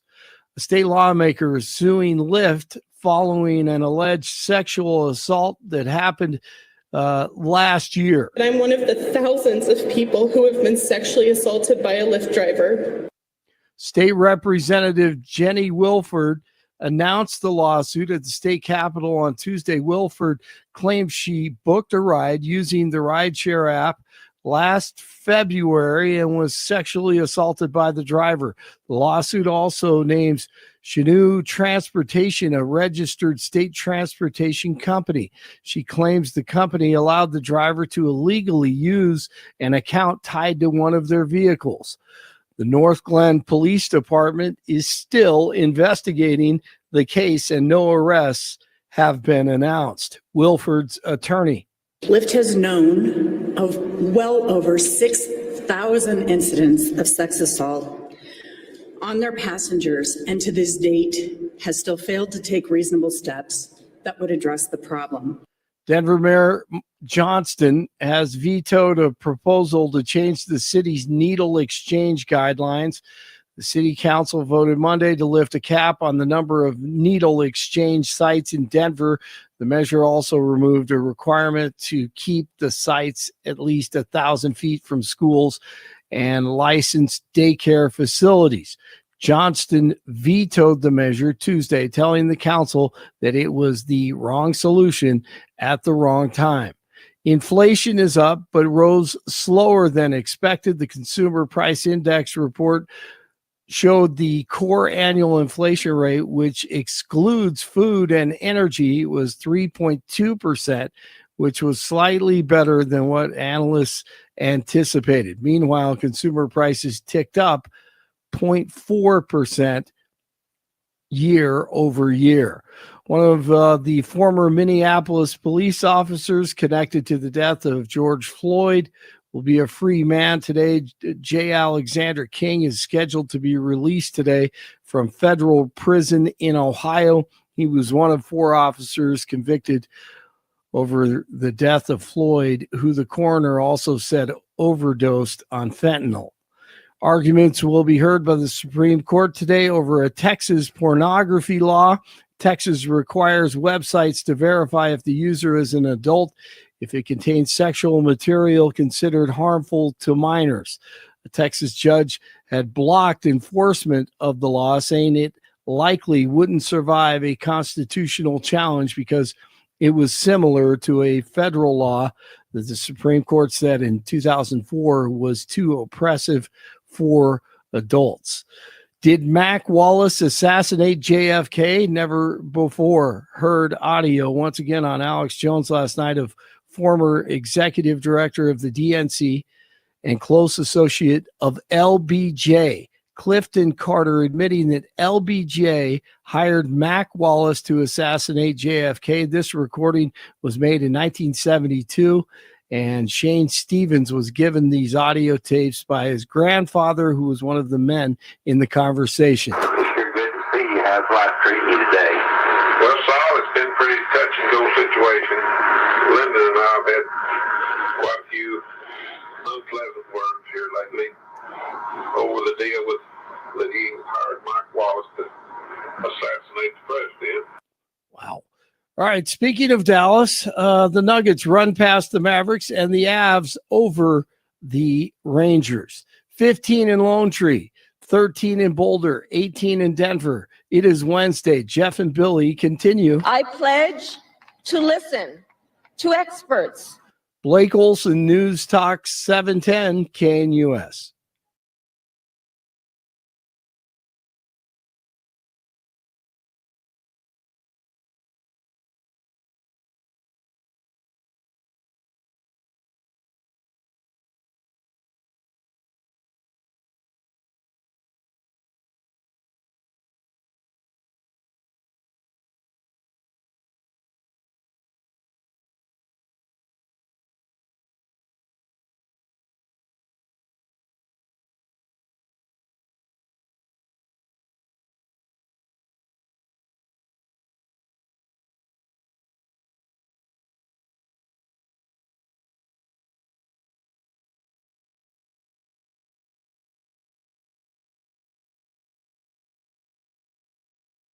All right, are wolves being flown in from Canada to the western slope of Colorado to be released?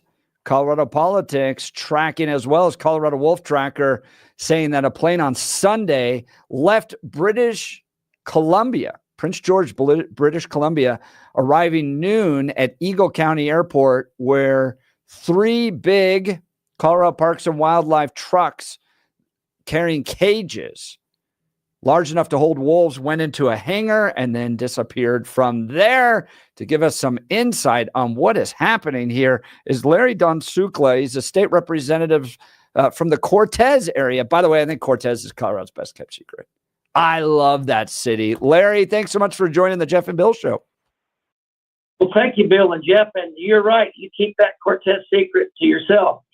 I will. I've enjoyed my time down there. Beautiful city, wonderful food, all that. So we could talk more about that. But let's get into these wolves. I guess we can't find them in America anymore. So now we're going to Canada. That's correct. And I mean, any sense you're getting from county commissioners as to how many wolves, where they're being released, anything like that?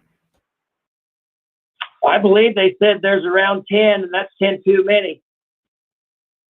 But what are ranchers in your district? Your district includes Delta, Dolores, Gunnison, Hinsdale, Montezuma, Montrose, Ouray, and San Miguel counties. What are they hearing and telling you about how they feel about these wolves coming into your part of the state? They did a study that they think it's going to be over $2 million in 2 or 3 years, that it's going to affect them in a negative way. I'll tell you one thing, in Gunnison County, I have 8 counties in my district. In Gunnison County, they've been spending millions of dollars. I mean, millions of dollars to keep the sage grouse safe. And now they're going to turn right around and they're going to dump a wolf on top of them. A wolf eats everything. So they're going to take them millions of dollars that they spent to reintroduce those sage grouse and protect them, and they're going to destroy their program. Another animal they're going to destroy is actually on our ranch, and that is bordering the Utah border, and that is the desert bighorn sheep. Because what the wolves do is they follow the elk. The elk where I live, they live up in the mountains in the summertime. In the winter, they live down in the desert. So they migrate. The wolves will migrate, and they will, the elk go down there where the desert bighorn sheep are that they reintroduced. And what they're going to do is they're going to eat all those desert bighorn sheep. Talking with Larry Donsukla. He's a representative from House District 58. Now, Representative, the previous wolves that have been reintroduced haven't been working out. One was shot. I don't know if it was the same one that was starved, but they had to try to relocate them. I don't think they're going to be able to. What about the existing wolves? What happened to them? Well, one of them, they said, got shot. I don't know that. I don't know where they're at. They won't ever tell us where they're at. By the way, they said there's 2 planes that came from Canada. There was one over the weekend, and then there was one yesterday. And the state's paying to fly these folks in, these wolves in, folks. Wolves. They're paying to fly them in. $1 billion. Yes, Jeff. Without almost $1 billion deficit that we're currently facing, they are spending this money. They won't even pay the ranchers the compensation that they need for their cattle. Do you know how much that has gotten up to, the compensation for the lost cattle as a result of these wolves? $600,000. $600,000 has been lost in compensation. These are cattle that were going to be sold off, that the ranchers lost the money from to be able to continue their livelihood because of this special project implemented by voters primarily on the Front Range. Well, I can tell you, I've only lived in Denver. I've only lived in a city one time 30 years ago for a short period of time. I have been in this city now for 12 days. I have never lived in a city like this before. The only 3 animals that I've seen while I've lived here is dogs, squirrels, and birds. Where I live, there's animals everywhere, and they are fixing to kill them, including my cattle and my rancher Prince's cattle, and their sheep, and their goats. I've talked to Perry Will in the past, and Perry helped me understand a very important notion. I'd like you to talk to this, that it's not just about the animals that are directly killed. So, for instance, sheep that are raised in Colorado will often eat the best grass, and a lot of times the best grass is right up by the forest. But when there's wolves around, the sheep won't go up and eat that grass. And so as a result, the entire flock, even though they might not be killed by a wolf, are going to be lower weight. And that brings in less money to these shepherds and sheep ranchers. And they lose out as a and they never even had an attack. And they lost money as a result of it. Can you speak to that component?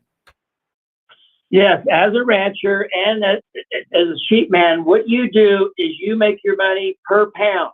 We sell them by the pound.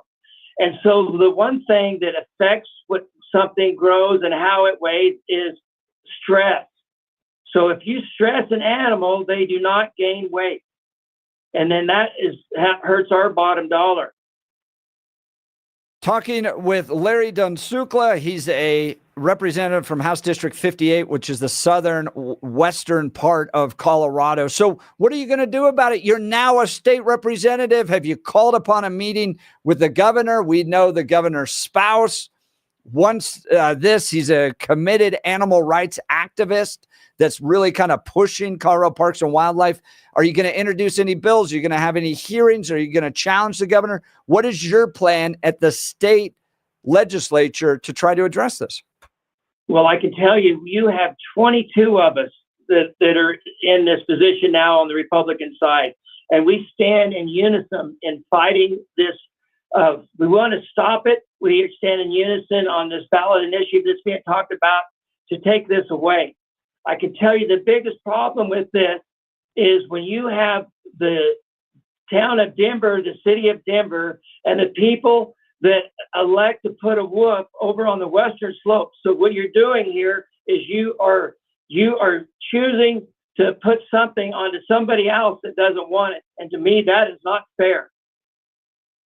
Oh, you're exactly right. Well, Representative Larry Dunsukla will continue to follow this. We really appreciate your time today. Thank you for representing ranchers and farmers that are facing this catastrophe. And I say it is a catastrophe. $600,000 in $1 billion deficit having to be spent reimbursing ranchers. Now you're paying to fly them in from Canada because no one in America wants to relocate their wolves. This is a disaster. It needs to be repealed. I know that there's a ballot initiative working to try to do this, but thank you for being such a strong defender of ranchers and the Western way of life down at the state capitol. Yeah, thanks for the time today. Well, thank you. And I believe that those 8 counties picked me because I think they might have just turned a wolf loose in Denver, Colorado. That's good. I like that. Thank you so much, ladies and gentlemen. Representative Larry Dunsukla. Bill. That's interesting. I mean, these flights are just kind of crazy. Yeah, it's interesting. There's some things, and again, I'm not all the way where you are on the position, but I'm not all the way over on Super Pro Wolf. I do think there are some places for them inside the ecosystem, but I am worried about what Representative Sukla brought up there. I'm most worried about the fact that, and again, if true, and I'm assuming it is based on the fact that he brought the numbers to us, I'm not disagreeing with him, that $600,000 of compensation hasn't been paid, or that worries me, or that $600,000 has been paid, and there also is other compensation that hasn't been.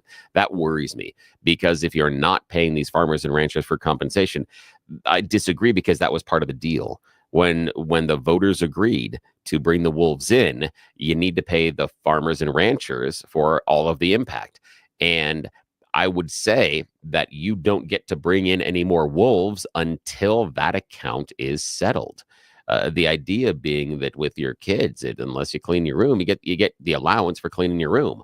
If you didn't clean your room, I'm not giving you the allowance. If you're not upholding your side of the deal as far as compensating these ranchers and farmers, I am not okay with you bringing more wolves into the ecosystem, because you're already not being responsible for the impact that they are creating. So that's got a problem. And I like the idea, the budget number. The budget number for me is something, honestly, seems weird, that can bend me one way or another on the wolf issue. If it is getting to be such an economic impact to the farmers and ranchers, then yes, I can say that, okay, we got to dial back this wolf thing. The sage grouse also is a concern for me, although I do find it a little bit interesting, because I would assume that when they were looking at originally protecting the sage grouse, a lot of people that are saying, hey, the wolves are going to go eat the sage grouse, weren't in favor of protecting it in the first place. I'm just guessing that you weren't like, hey, we got to protect this bird. And now all of a sudden it's like, hey, they're going to eat this protected bird. I'm guessing. I'm just guessing. Yeah, what though. he's pointing out in that case is that particular, I think it was Montezuma County spending $1 million to protect it. That is 100% accurate. Yes. That if you're so worried about the protection of the prey animal, you don't then bring in a new predator that will feast on that prey animal. That is an excellent point, and he is 110% right about that. And again, if we're introducing the wolves in that area, it does seem phenomenally stupid. Yet we've seen phenomenally stupid choices coming out of our legislature and our voters for a while. And it's going to face this budget crisis. Yeah. I mean, we're $1 billion that has to be cut somewhere. And one of the arguments that the wolf people are making is that the bill was really only about reintroducing the wolves one time. Oh, that's interesting. That this constant reintroduction of having to go to Canada and fly them down and now spend all this money to do it isn't necessarily in the direct wording of the ballot initiative. Yeah. And I can see that. And I can see that legally. The part for me that I think that's really a strong point that you just brought up is the budget shortfall. Is if we were going to make budget priorities and we were going to have to dial back savings and spending so that we can get to $1 billion, it would seem that at least pausing this type of a program would make a hell of a lot of sense. One, because you have wolves here. Yeah. Two, they're costing money. And so let's see what happens as far as the balance and see if this economically makes sense to continue to go forward, given the fact that our budget is upside down. Well, it's not unlike you having a budget discussion with your family going, guys, this is going to be a rough year. It's going to be a shortfall. We've got to cut here, here, here. And the kids going, but Daddy, we want a new puppy. Yeah, exactly. Yeah. Or I want to eat lunch out every day at school, or, a whole bunch of other things. But my friends are going to this concert. Can't I have the tickets for this concert? Yes. There are times in which you're going to have to constrain your budget. And it would seem very, very logical that spending extra money to go and bring wolves into the state when we're already not settling the bills that the current wolves have created is a economically and managerial malfeasance. That is awful. Does it seem too like maybe bringing in wolves from Canada is a little intense? Like Canadian northern wolves, that seems to be a special brand of wolf, like a really tough brand of wolf, a vicious one. And we're like, welcome to Colorado. This is like heading to Mexico. For the rest of us, it's going to be warm and enjoyable and all. And, all of a sudden, these wolves who had to probably work a lot more for their food. Yeah, that may be the one thing. Is the idea that this is a target-rich environment because the ecosystem they're introduced into hasn't experienced their form of predation for a while. So that could really be, an impact. To me, it's just more the money. The idea that we're still spending the money to bring them in. Again, since we haven't settled up the account we already have, you're running a bar tab, yet you're still coming into the bar every day drinking. You haven't settled up your bill. Why should I allow you to take that 3 fingers of whiskey today when you haven't yet paid for the 3 fingers of whiskey you've drank for the past 6 months? Why would I possibly do that? Suzanne texting in going, isn't the Western way of life including wolves? Look, I didn't have a concern. It's not like we have to put up a wall and any wolf from Wyoming that comes into Colorado has to be immediately shipped back. We don't want any wolves at all. What I'm frustrated with is a bunch of voters in Highlands Ranch, Denver, and Boulder were like, this makes me feel good. And so they're dropping wolves and we're having to fly them on state-owned planes from Canada and then the amount of manpower we're putting in to try to make this a successful reintroduction, where that didn't work in the Cooper Creek Pack. And now you have farmers and ranchers to the tune of $600,000 requiring reimbursement from the state for the lost cattle. Plus, as he mentioned, what Perry Wells said before, the lost weight, the lost revenue, going through that whole rigmarole.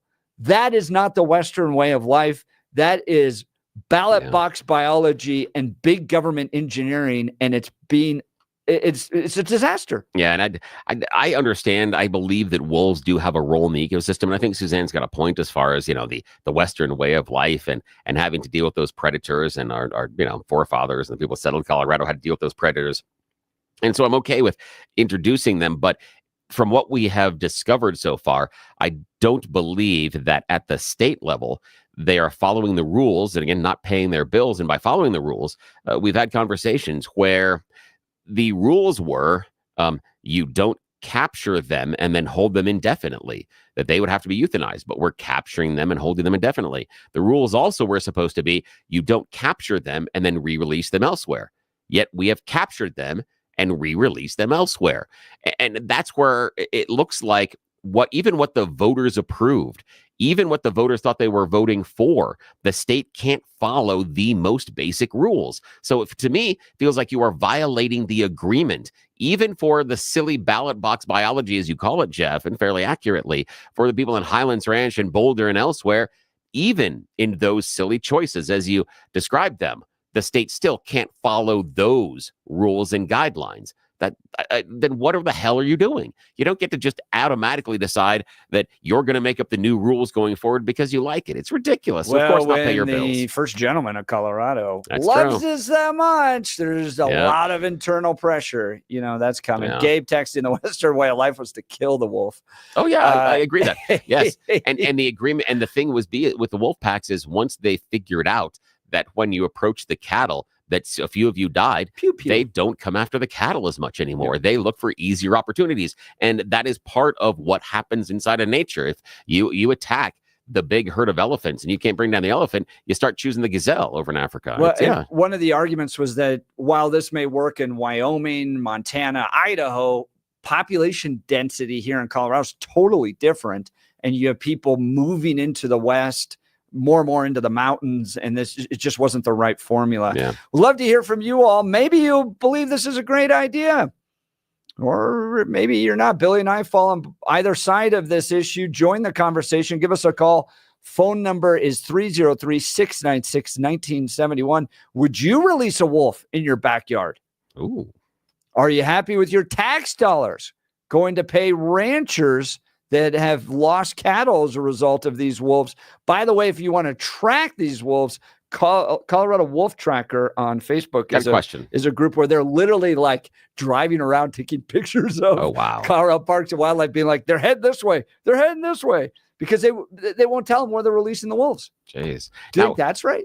No, I think they absolutely should be telling the farmers and ranchers where and when the wolves are being released, because it could be a danger to their flocks. It could be a danger to a number of things. So absolutely, the idea that it's a secret, I think, is absolutely stupid and shows to me the disingenuousness of the people that are in charge of the program. However, you talked about the idea of would you welcome a wild wolf into your backyard? So I've got a question about that one.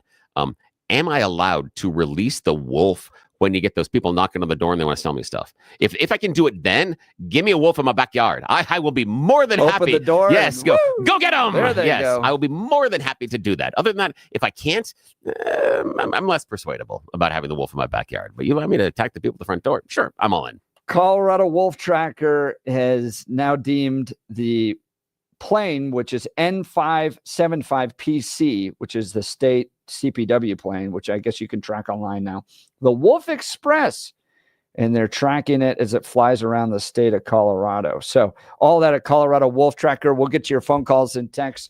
Look, do you know a high school student who has a passion for engaging in culture and political issues? The knowledge and skills needed to impact the world through civic engagement is an ever-increasing need in today's society.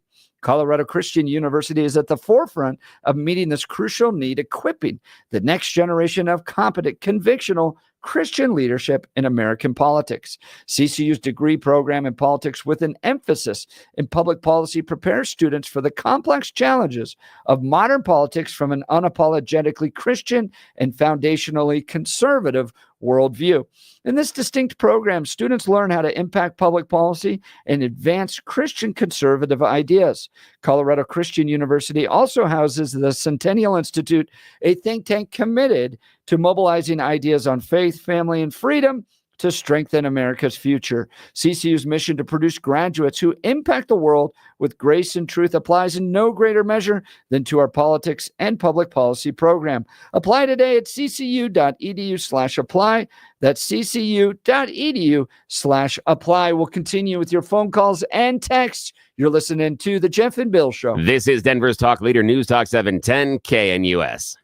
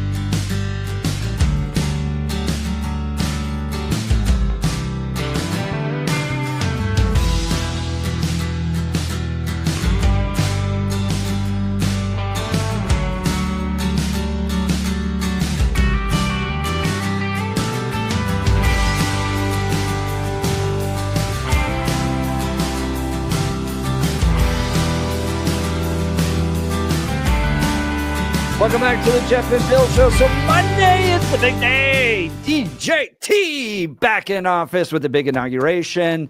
And if you want to watch it, hang out, have some fun, enjoy a buffet. They got the open bar, all that stuff. Our good friend here at 710 KNUS, Mike Boyle, so host of the Mike Boyle Show, is going to be hosting his event Monday morning. Good morning, Mike. Thanks for joining the Jeff and Bill Show. Good morning, Jeff. Good morning, Bill. And you know what? I was thinking about this. Bill, let's you and I have a little chat here. You know, Jeff is going back to Washington. Yeah, he is. And he thinks it's a big deal. He's going to be in person at the inauguration. I know. He keeps doing his little dance during the breaks and stuff, going, look where I'm going. And I know. It's kind of embarrassing.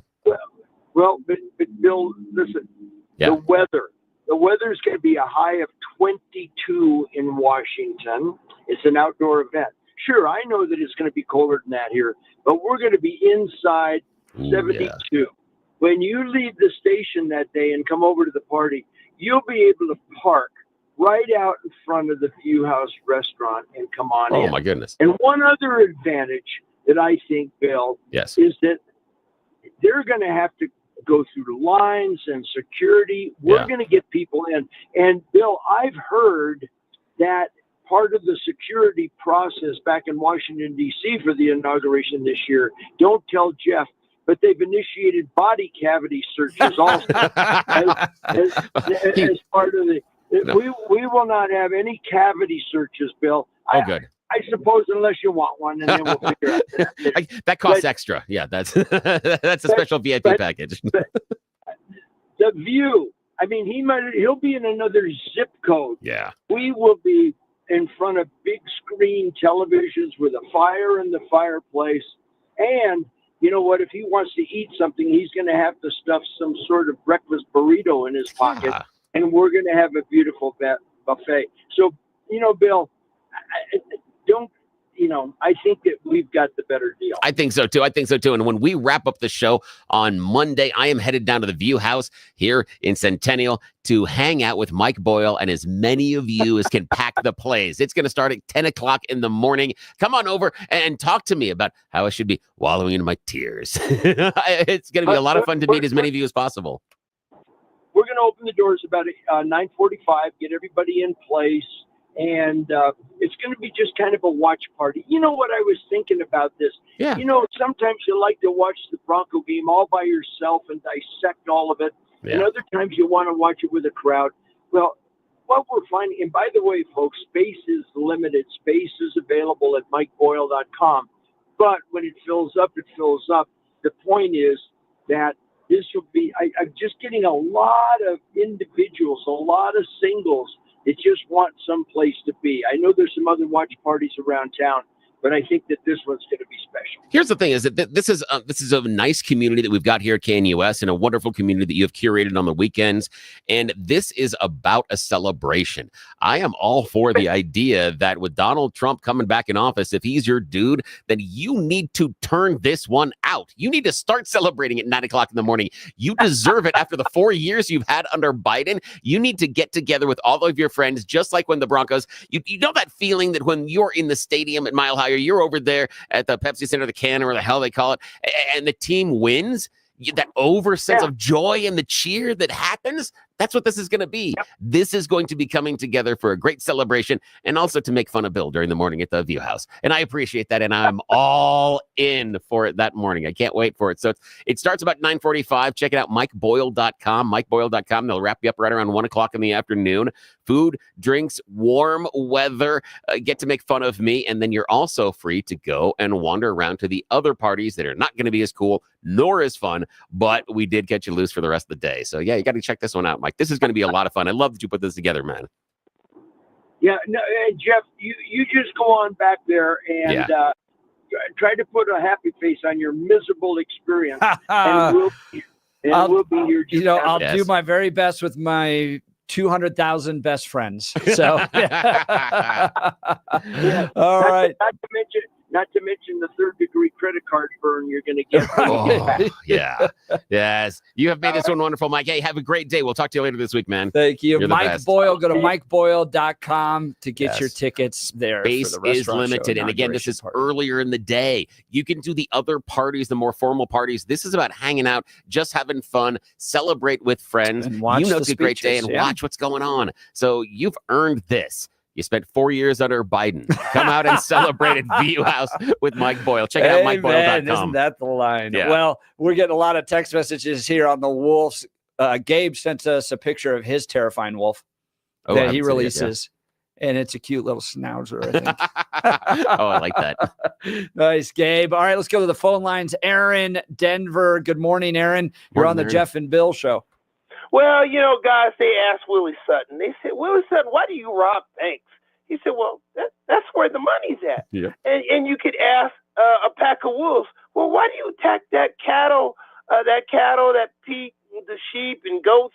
Well, because that's where the easy meat is, moron. Yep. So, that's where they're going to go. And the thing is, I voted for that legislation. But, hindsight is 20/20.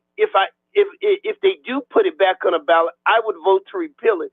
Because apparently the state hasn't come up with any common sense ways to keep the pack of wolves separated from the Aaron, cows. let me talk to you this. Let me talk to you a little bit about that. And I understand. I appreciate the fact that you said you voted for it, and I did too.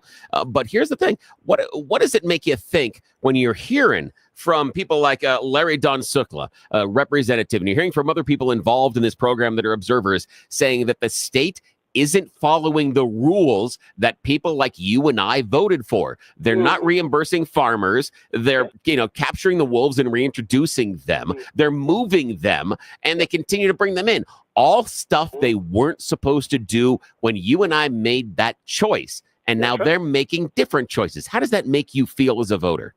Well, as a voter, it makes me feel like I'm a big working stiff sucker.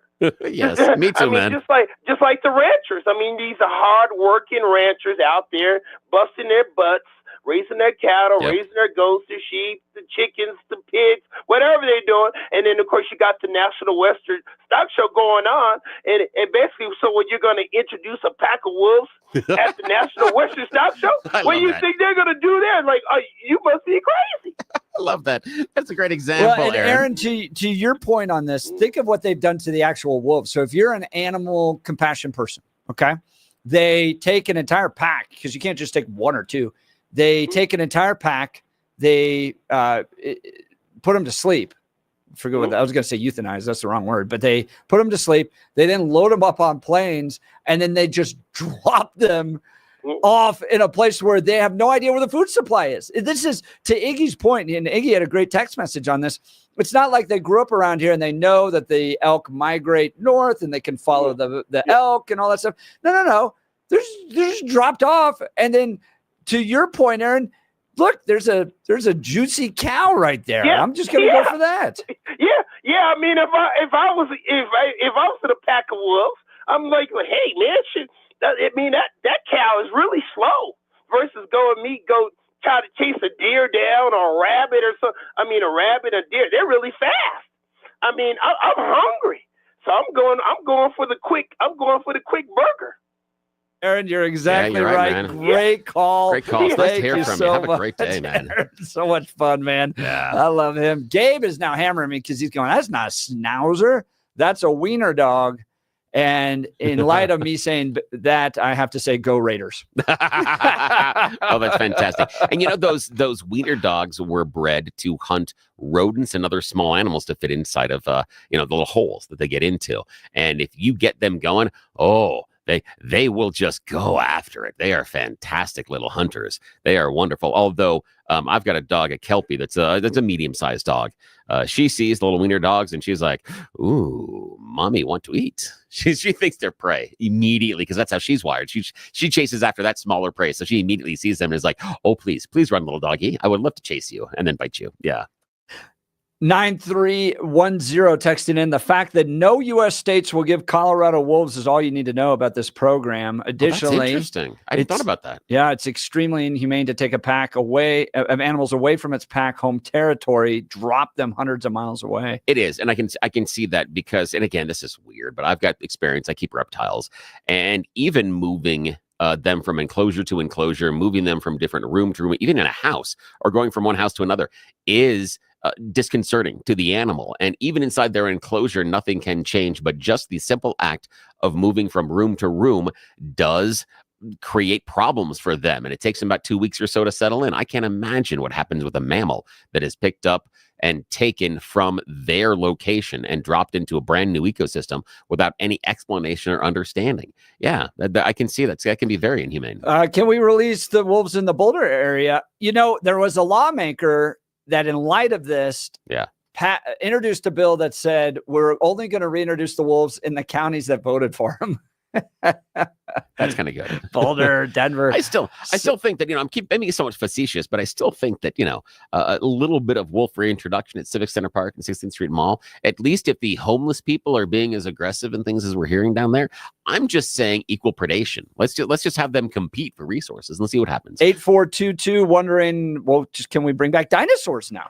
They used to roam the area as well. Why are we stopping with wolves? Hey, don't go all Jurassic Park on me. You're talking about little Billy loves the idea of dinosaurs. I would pay big money to reintroduce dinosaurs. I'm all in on that one, man. I am. I watched Jurassic Park and thought this should be a documentary. So are you like Aaron? Did you vote for the wolves initially and now go, man, I made a mistake on this one and I would vote to repeal it? Would love to hear from you. Phone line is open, 303-696-1971, or text us on the Dan Caplis Law text line at 720-819-5115. You're listening to The Jeff and Bill Show. We are Denver's talk leader. This is News Talk 710 KNUS. At this hour, I'm Christina Awayo in Dallas, and here are your top stories. Troopers and canines have tracked down and arrested multiple illegal migrants who were running from officials in Texas on private ranches. Canine Shark and his handler tracked 6 illegal migrants for 1.5 miles in Maverick County. With help from DPS's Border Mounted Patrol Unit, all 6 illegal migrants were found and apprehended. According to Lieutenant Chris Olivares, some of the migrants had illegally crossed the border numerous times, including one of the males named Victor Antonio Olan de la Cruz from Mexico, who he said, quote, had numerous charges for illegal entry dating back to 2014. He came across the border this time through Maverick County, where DPS troopers were ready and arrested him for criminal trespass. In fiscal year 2024, the Human Trafficking Division at DPS arrested 900 suspects and rescued 440 human trafficking victims. As day 2 of the confirmation hearings for President Donald Trump's cabinet position nominees continues, many are still mocking Elizabeth Warren for her failed attack on Pete Hegseth. You're quite sure that every general who serves should not go directly into the defense industry for 10 years. You're not willing to make that same pledge?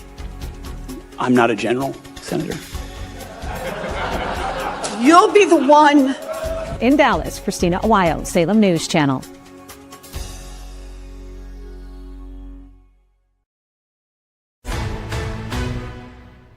At this hour, I'm Christina Awayo in Dallas, and here are your top stories. Troopers and canines have tracked down and arrested multiple illegal migrants who were running from officials in Texas on private ranches.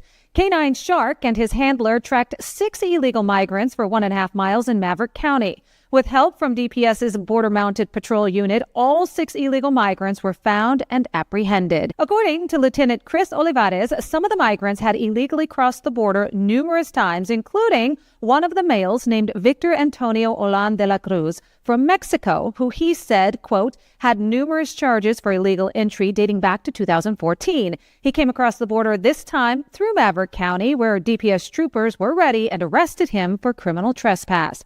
In fiscal year 2024, the Human Trafficking Division at DPS arrested 900 suspects and rescued 440 human trafficking victims. As day 2 of the confirmation hearings for President Donald Trump's cabinet position nominees continues, many are still mocking Elizabeth Warren for her failed attack on Pete Hegseth. You're quite sure that every general who serves should not go directly into the defense industry for 10 years. But you're not willing to make that same pledge? I'm not a general, Senator. You'll be the one. In Dallas, Christina Aguayo, Salem News Channel.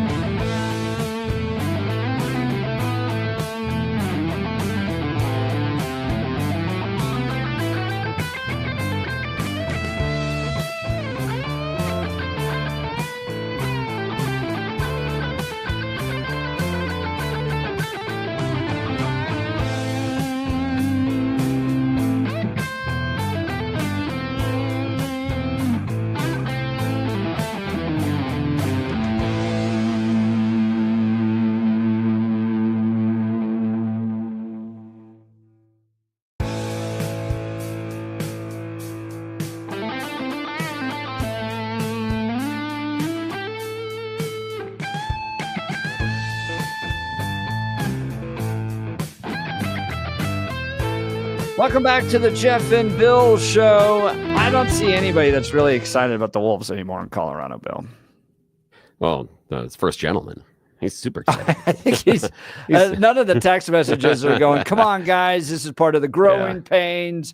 Wolves are going to really make a great difference in our community with our ecosystem. I'm not seeing any of that. I don't see any of that. And here's I think, the lesson that maybe those one or two Democrat lawmakers that might be listening to the show this morning may take from this is follow the rules.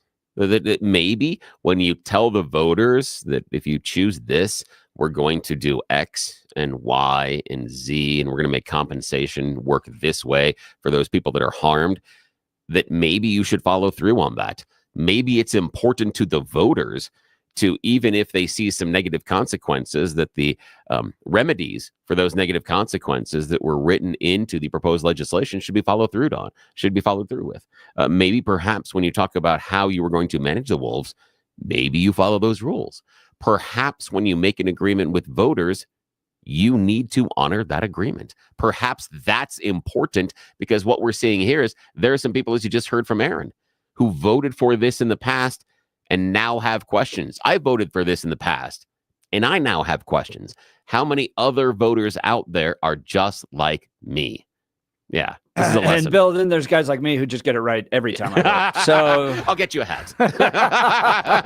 You're the best, my friend. Iggy saying that if we introduce wolves into Denver, they're just going to become addicted to meth and fentanyl.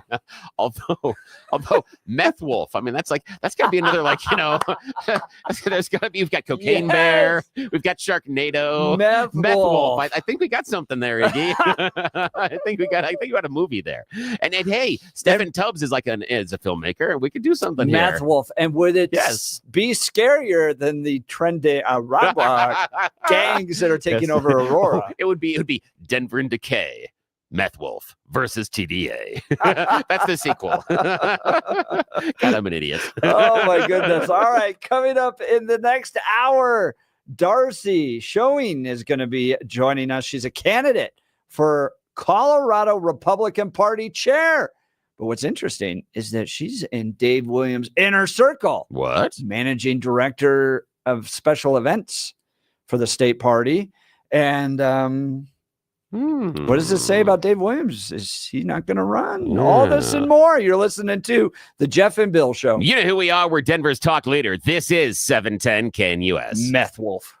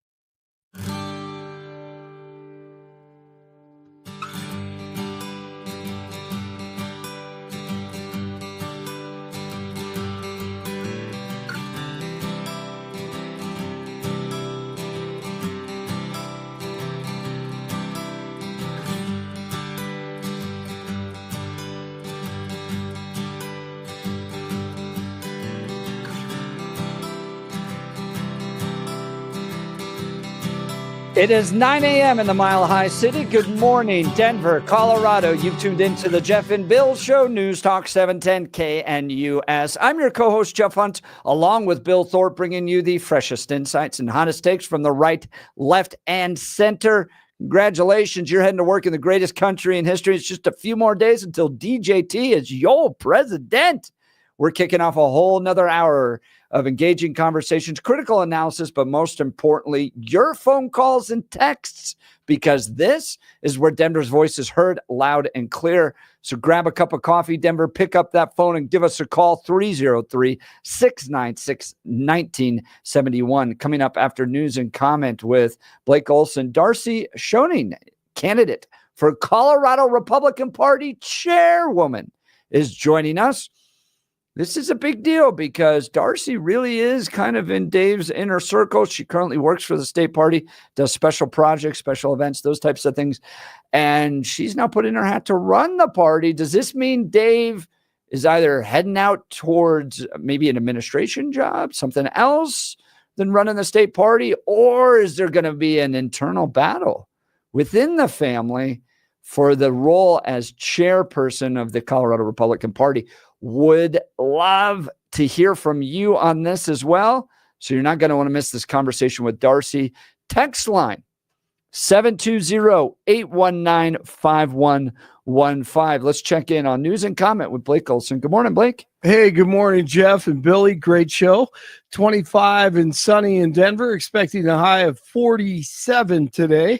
Our top story. Will you assure the entire staff and funding levels to properly support and prosecute false claim cases? Senator, the False Claims Act is so important, and especially by what you said with whistleblowers as well, and the protection and the money it brings back to our country. Yes, sir. More confirmation hearings for DJT's cabinet picks being held right now.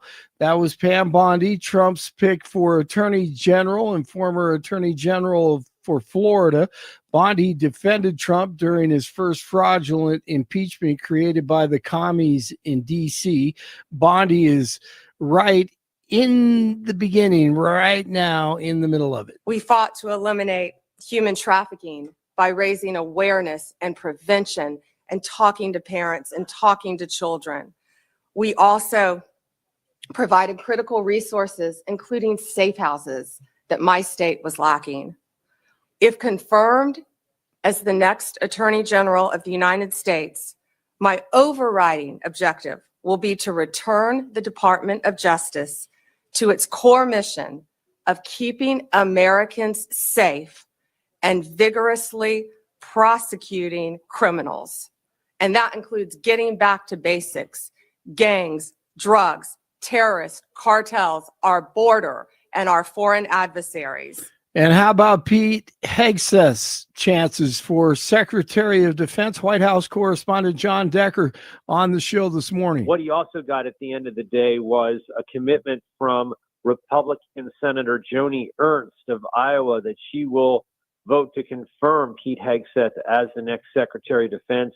She had been on the fence. Now that she has indicated that she will vote to confirm Pete Hegseth, I think he has an easy go of it in terms of winning Senate confirmation.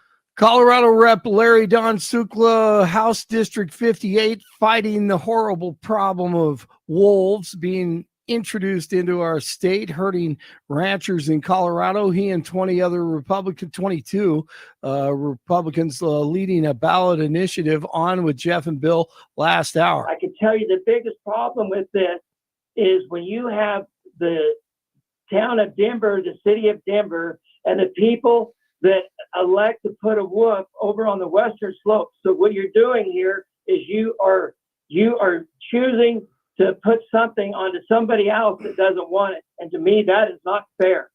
Hey, if you say woof, you have credibility with me. This dude knows. The LA area is expected to feel more high winds this morning. The wind could cause problems for firefighters still battling devastating blazes that have been burning now for a week, over a week. Wind gusts up to 70 miles per hour might be felt in the mountains with 30 to 50 mile an hour winds. Wind gusts on the coasts.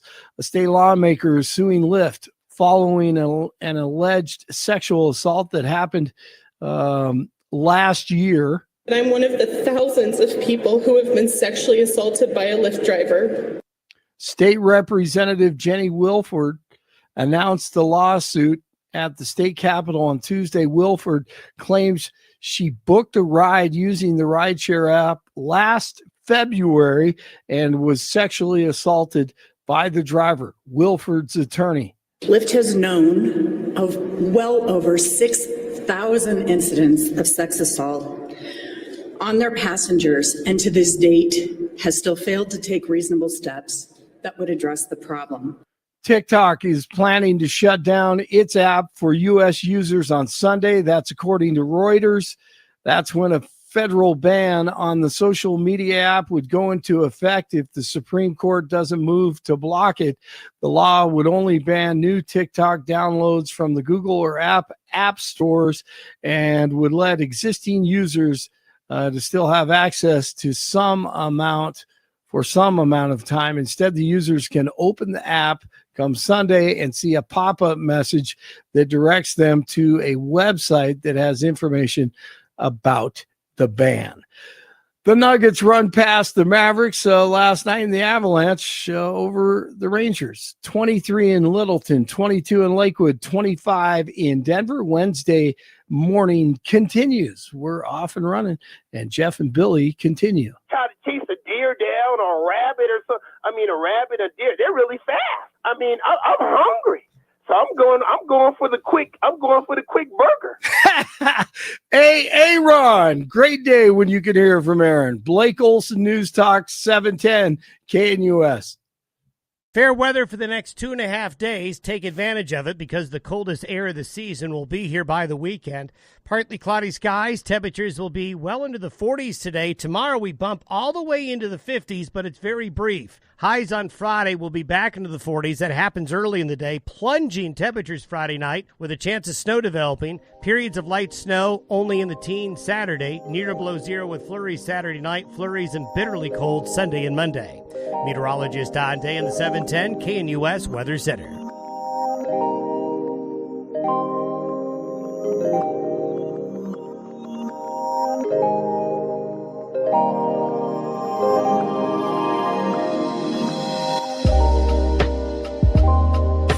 Well, big decision coming up for Republicans in the state of Colorado. Who's going to be the chairperson of the GOP? We heard from Britta Horn last week. She's thrown her hat in. She'd like to challenge Dave Williams. If Dave chooses to remain chairman, we don't know.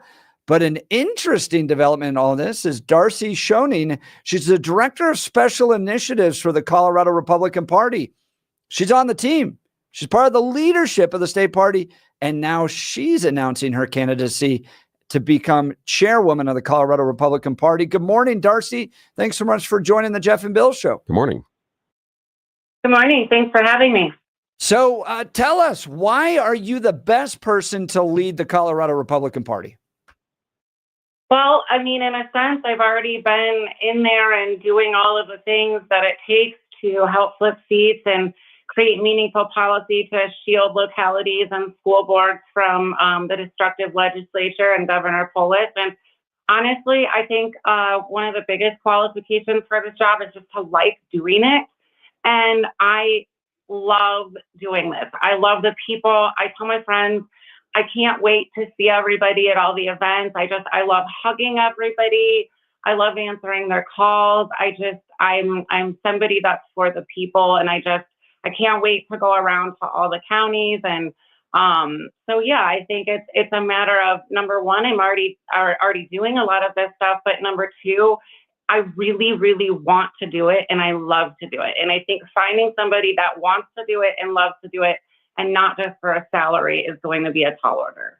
Talking with Darcy Schoening. She's director of special initiatives for the Colorado Republican Party, and she's announced her candidacy to be the new chairwoman. So look, running the state party, it's a lot of blocking and tackling. Let's talk about some of those. Fundraising probably being one of the most important. What's your fundraising background? How do you plan to improve fundraising for the Colorado Republican Party? Well, when I first came on board, I actually was brought on to do some fundraising. And I've been doing that via Capital Club and then via local policy that we ask people to donate for as we go in and protect those localities. For example, Durango schools or D38 or what have you. When we do those things, we come in on the back end and say, to keep us going, go ahead and donate. So there's several different mechanisms for fundraising, but what I would really like to see, especially since we're in an off year, it's not really an off year. We've got school board elections this year. And so I'd really like to see the donors come together from all sides of the party and help us raise some significant funds so that we can go ahead and convert school board seats and make sure that our kids are protected from Governor Polis and the Democrats. Let's talk about division. A lot of the critique we get from folks, even from Britta Horn, is that she wants to unite the party. There's so much division with it right now. Do you agree with that assessment? Do you believe there's division within the Republican Party? And then you're part of the current leadership of the Republican Party. What do you do to improve the unity of the party? I think there's always division.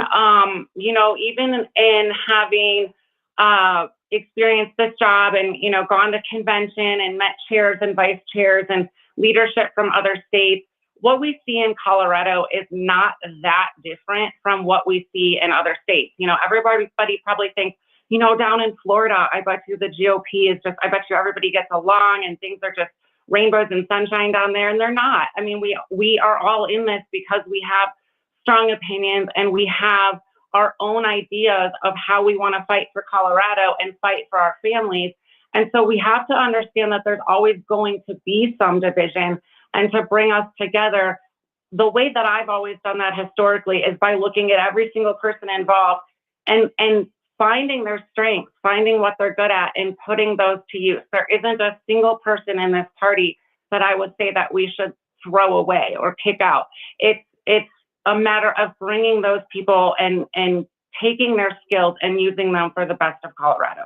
Darcy Schoening is a candidate for Colorado GOP chair, joining Jeff and Bill live. I've got a question about that idea of team for you right now, Darcy. And for the first time in my recollection, the state party endorsed candidates in the primary. In that primary, the endorsed candidates did not come out for the majority on the winning end. What does that say in your mind about the choices the state party was making about candidates, and also about the idea of team building? Is it smart to start picking teams and sides as early as the primary, or should we let Colorado GOP voters choose who they want out of the primary and then pick the fight? Well, I think that, you bring up a question that has been brought up repeatedly, and I'd like to frame it a little bit differently, and then I'll answer your question.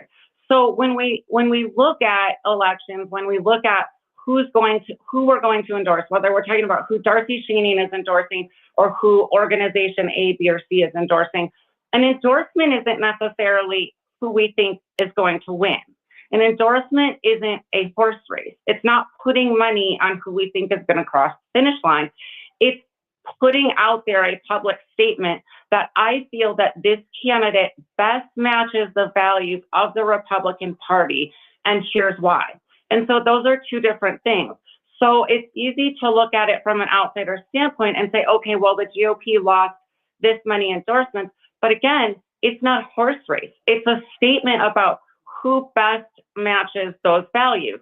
Now, when we take that out of that Colorado GOP vacuum and say, how can we apply this to elections and to the greater cause of Colorado, we can still do that. We can educate the counties, and we can hold, all kinds of training sessions. And actually, Rep. Stephanie Luck has brought this up repeatedly in the past, doing training sessions to say, okay, if you're not voting as conservatively as I think you should be, or as the party or an organization believes you should be, why is that? And how can we help you come to terms with this and help you vote more conservatively? And I think that those are two important things to remember, that at the end of the day, endorsements are not who's going to win. It's who best reflects our values.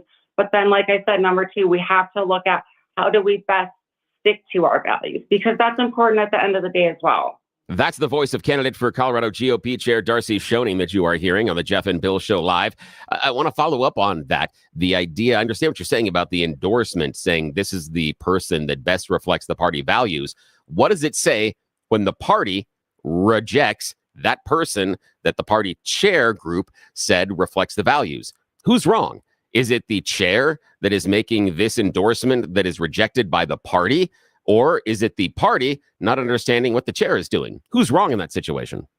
Well, I don't think I would say either is wrong. I would say that we're just not on the same page. And so that's why as a party, when we talk about unity and we talk about education and we talk about outreach, this is one of those things that we are going to have to discuss more in the coming years and figure out how we can all come closer to the same page. Does it mean that we need to go out into center square and start yelling and calling everybody names and calling everybody rhinos and initiating a recall every 2 days? No, but it does mean that, like I said, we need to examine why do we have people that are on this side of the party and this side of the party when our values are so clear. Talking to Darcy Schoening. She's a candidate for Colorado Republican chair. I want to ask you about Gabe Evans. We had Gabe on the show here. Gabe said he got zero help from the Colorado Republican Party. You're currently in leadership with the Colorado Republican Party. Is he being honest? Why wasn't the state party there to help Gabe Evans win in one of the most critical congressional seats in this last race? Well, the state party actually did do a lot of outreach with candidates. We had weekly Zoom calls for all candidates. We offered data outreach support. We offered all kinds of support by way of lists, data management. We sent a lot of volunteers to various teams, whether it was for making phone calls, whether it was for curing ballots. I do know that when Gabe needed help curing ballots, the NRCC had already assembled a team, and I don't want to criticize Gabe. I think that by that point, Gabe had said that he was probably not working with the state party, and he was working with the NRCC and other organizations up in CD8. But yeah, there was extensive outreach for the candidates.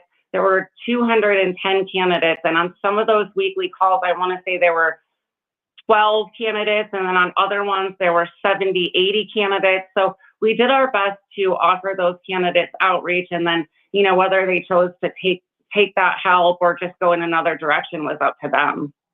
Talking with Darcy Schoening, candidate for Colorado Republican Party chair. If Dave Williams decides to stay in and run for another term, will you remain in the race and directly challenge him? Well, that's a question that Dave's going to be addressing over the next week or two. And so I don't want to speak out of turn. I would like to let Dave speak on that first, and then I'll be willing to speak.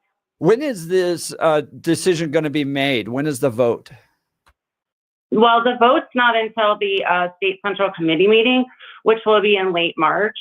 So obviously, as you know, we have inauguration coming up. I think you're attending that as well. So a lot of people are heavily focused on that right now. And Dave's a really busy person. He's got a lot of things going on. And Dave's a really good friend of mine. So I will say that, in no way should this be interpreted as a battle between Darcy and Dave. That's not what's happening here. How would you grade Dave's leadership on a grade of like A, B, C, D, F of his leadership and your work within the current Republican Party? How would I grade Dave's leadership and my work? Yes. I would say that as a leader, Dave has been really solid. I mean, not only has Dave led us to opt out, the lawsuit to opt out of the open primaries, but I mean, he has been one of the smartest people that I've ever worked for. And just personally, a lot of people see Dave as this big, scary figure and, somebody that's just yelling all the time. He's a really gentle, really nice person that even in my personal life, when I've had my ups and downs, he's somebody that I would say has always been there for me. And so it's easy for people to criticize those that are in positions of leadership, but until you've served in those roles, it's kind of hard to understand that no matter what you do, you're always going to get attacked from everywhere. You can't please everybody. So we just have to take our values and run forward with them and try to flip seats and do the best that we can for Colorado. But do you think you could do a better job than Dave? I mean, is that why you're choosing to run, that you think you could lead the Republican Party better than he could or did? No, I don't.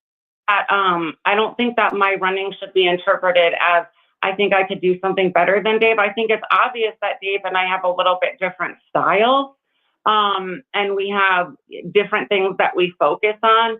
So that's a question for the voters. You know, do they believe that I do things that are decent and that move the party forward? And I think that the answer would be yes. I think you can ask all the counties. You can ask a lot of people, how often do they hear from Darcy? Is she working to do the things that we need to do?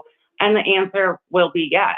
And that's really the basis of all of this, is somebody who's willing to put the work in and somebody who wants to spend the time with the people. Talking with Darcy Schoening, she's the current director of special initiatives for the Colorado Republican Party, has tossed her hat into the ring and is seeking to become the chairwoman of the Colorado Republican Party. Darcy, give me your top 3 priorities. What are you really going to work at and emphasize in order to help Republicans win more seats in upcoming elections? Well, one of the major things that I learned in this last round of elections, especially as we created the candidate outreach initiative, was that the GOP over the last 10 to 20 years has not built a solid data infrastructure. They haven't built an infrastructure so that if, you know, Dave and Anna and Hope and I and whoever else were hit by a bus today, that the new administration could come in and say, okay, how do we flip school board seats in November? Who are the donors? You know, what does the data show for this county, that county? Where are our spreadsheets to show all the moving pieces? That does not exist by and large. So one of the things I'd like to focus on is technology and data. And we're looking at a technology summit coming up in the spring that Hope is helping with, and that'll be great. We're trying to get Alex Brusowitz out here. And then the second thing would be flipping as many seats as possible. That includes in 2025, those school board seats. We've got to do better than we did in the last school board election. And then my final priority, I would say, is really just fundraising, and then bringing everybody into the same umbrella of flipping seats, fundraising, and being a well-oiled machine, creating processes that we can implement and repeat over and over and hone and fine-tune as we need to. Darcy Schoening, she's running for Colorado Republican chairwoman. You can follow her on X at Darcy, DARCY 4. That's the number 4, CO. Darcy 4CO on X, and she's very active there. Darcy, we wish you the very best of luck. Thank you so much for taking time to join the Jeff and Bill Show. Thank you, guys. Take care. Continue to follow that. If Dave jumps in, we'll have Dave on the show as well. We had Britt on last week. Again, I don't get into the Civil War. I worked for the state party at one point. I hated the division within it. Even back in 2013, we'll ask tough questions. But I want people to be able to make their case, speak to our audience, and then we'll see what the active Republican Central Committee decides to do. Yeah, and I think that's fair, because I've been very critical. I'm not a member of either party, but I've been very critical of both parties eating their own. And I don't think you gain much by trying to shrink the tent. I think the entire goal, especially in the general, is to expand the tent. So I think part of the first job of whoever is leading the party, be it Democrat or Republican or Green Party or who knows, is to get everybody who identifies under that moniker to work together, to understand you're all playing on the same team. And that was part of the work I did with the Western Conservative Summit, was to keep a broad conservative coalition together. That's why when Dick Wadham slammed me I was like, what are you I was surprised about that too. Like, when he's like, I'm tired of you bad-mouthing establishment Republicans. I was like, wait, the ones I invite and give stage time at the summit? Like, the ones I go to dinner with? Talking about it. And I've written pieces, articles being like, country club Republicans bring something very important to the table.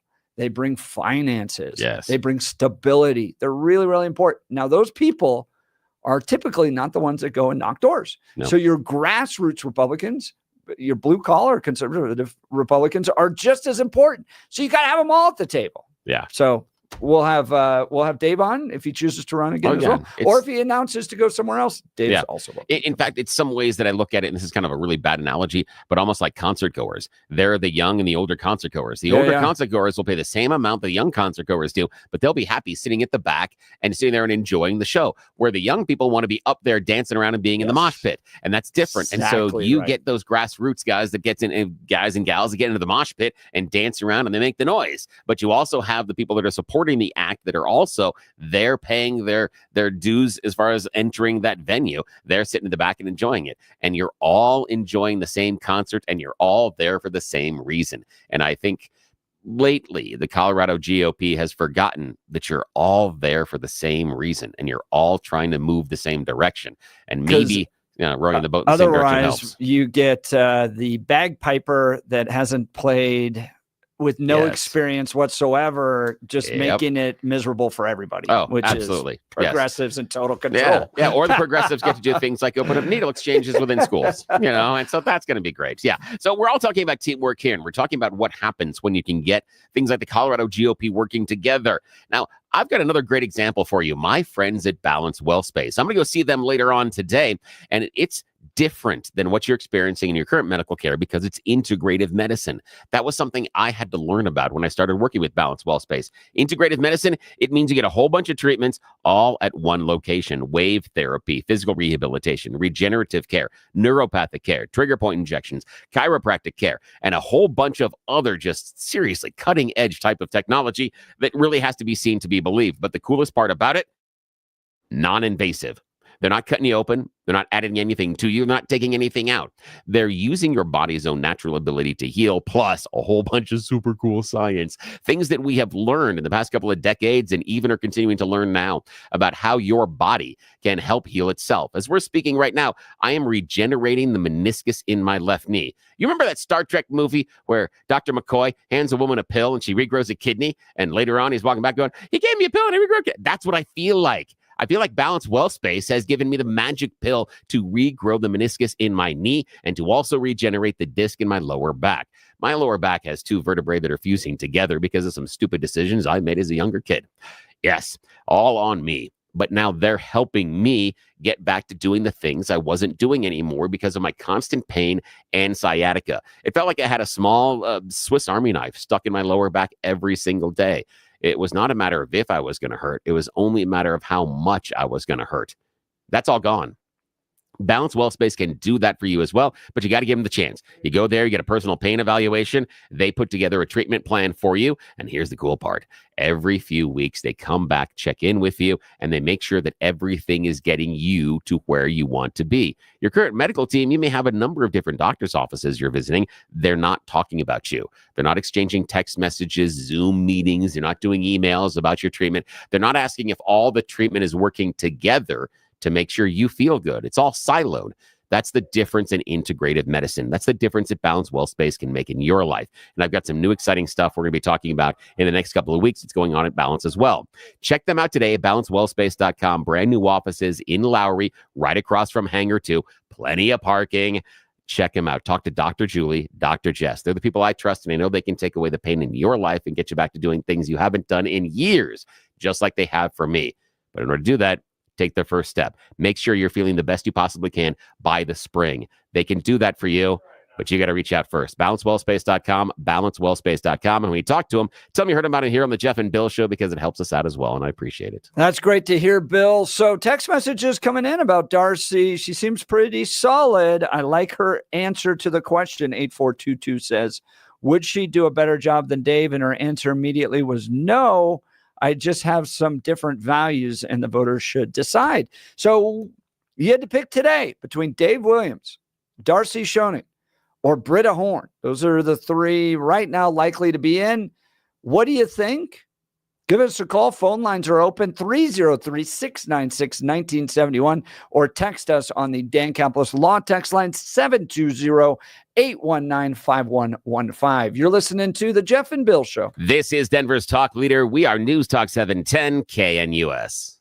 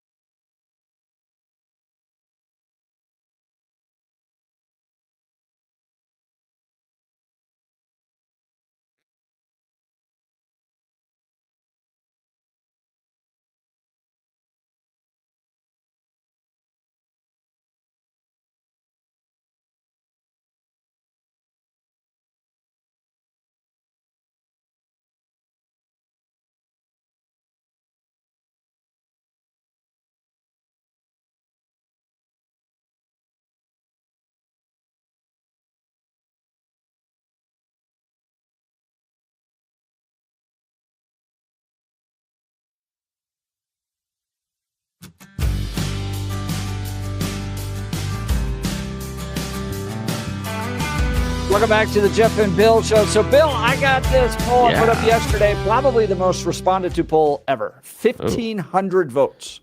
Should Bill be voted off the show? No comment. Yes, exactly. No comment. Yeah, what is it? Would you take your family to downtown Denver? Oh, okay.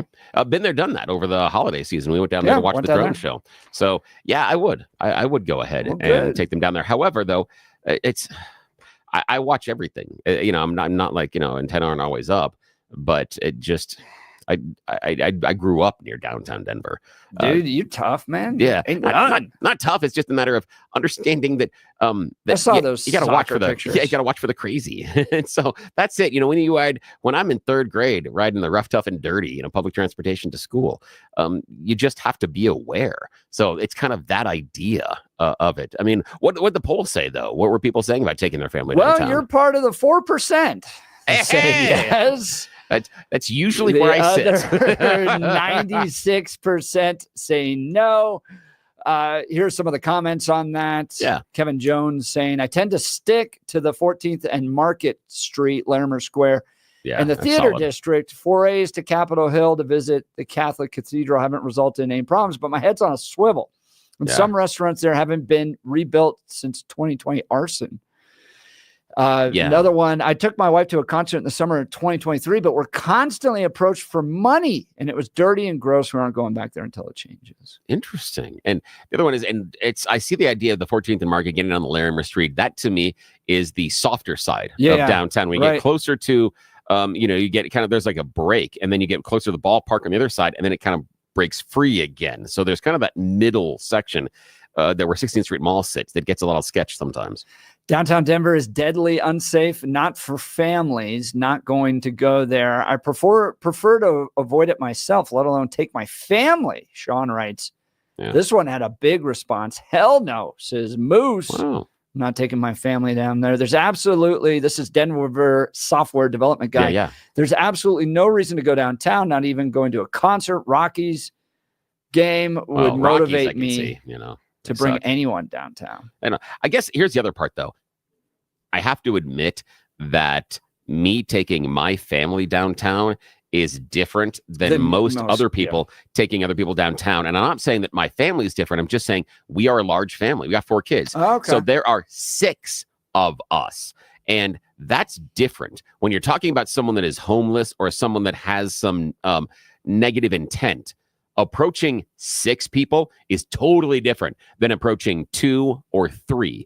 And so I think in part of the reason that I would feel safer with my family is because we are 6. I talk about the fact that when we all get on our bikes, we're a damn motorcycle gang. I mean, you're going somewhere and you see, and you see 6 people. Yeah. Well, it's my chaps. Yes. No, I'm kidding. This could go so bad. But the idea of, you turn the corner and 6 bicycles come around and start coming at you, or you're going down the walking path on the park and all of a sudden it's 6 bicycles. That's different than 1 or 2 or 3. So I do think in part that my family, we are artificially safe, and I acknowledge it because of numbers, and that might be why I would feel safer going downtown than others.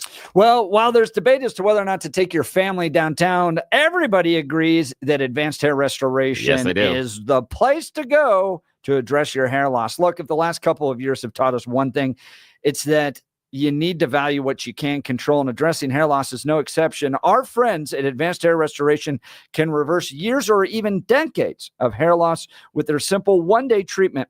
Your own natural hair begins to regrow the very next day, and your new hair is backed by the Advanced Hair Guarantee. It works for bald spots, receding hairlines, thinning hair. Men, women, younger, wiser, Advanced Hair can address many different patterns of hair loss. Advanced Hair's top-rated physicians, like Dr. Tanya Pauls, have changed tens of thousands of people's lives. Saw a great ad the other day from Advanced Hair. They were looking at Elon Musk thinning hair at one point. Now he's got a great head of hair.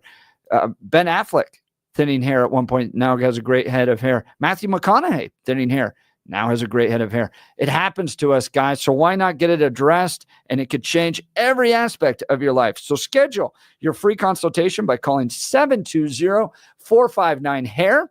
That's 720-459-HAIR. And to celebrate the new year, Get special financing, 250 free hair grafts, and $250 off. Value the things you can control and start regrowing your own natural hair today. That's 720-459-HAIR, or become inspired with the before and after pictures at advancedhair.com. Advancedhair.com. See the text messages here, 8422. The problem with walking around in downtown areas is that every crook down there knows that you're not armed. Dude, that is a great segue to a question I wanted to ask. Yeah. Like, what? should they just allow concealed carry back downtown? I don't know. Here's the thing is, from what I understand, I don't know all the details of the stabbings that went on, but from what I have read, I'm not convinced that concealed carry would have stopped anything, because it seemed like these were more attacks from either behind, the side. It wasn't like the person came up, pulled the knife, and was 4 feet from me and went, aha, give me the money. Aha. That it seemed to be more random. And it didn't even seem to be an assault with the goal of taking anything from you. It was just based on a random assault. So I'm not convinced that a concealed carry weapon in that situation would have been necessarily safe. I'm not certain it would have stopped anything. I disagree, as you can imagine, on this one. I think it sends a strong message also to school shooters out there when you arm teachers, that there is a good person nearby that's going to respond with a pew-pew. And we all know this is what stops bad guys, is a good person with a gun. And the further they are away, when they're police and you have to call them and it takes time for them to respond, that allows the bad guy intent on doing damage more time to do so. So I think, yes, concealed carry, absolutely 100% would send a strong message to folks like this that, you're definitely rolling the dice. But give us a call. Where do you stand on this? Phone lines are open, 303-696-1971. Would the city of Denver be safer? Would you bring your family down if you were allowed to conceal carry in some of these places like the 16th Street Mall, where maybe you're not allowed to now? Would love to hear from you. Phone text lines open as well. The Dan Caplis Law text line at 720-819-5115. That's 720-819-5115. You're listening to The Jeff and Bill Show. We are Denver's talk leader. This is News Talk 710 KNUS.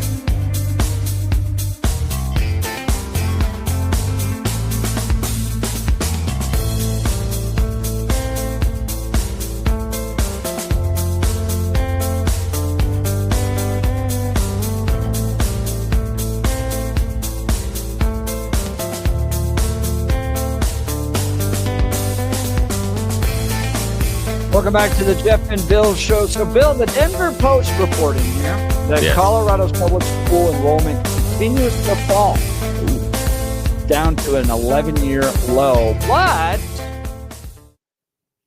immigrant students are helping fill classrooms.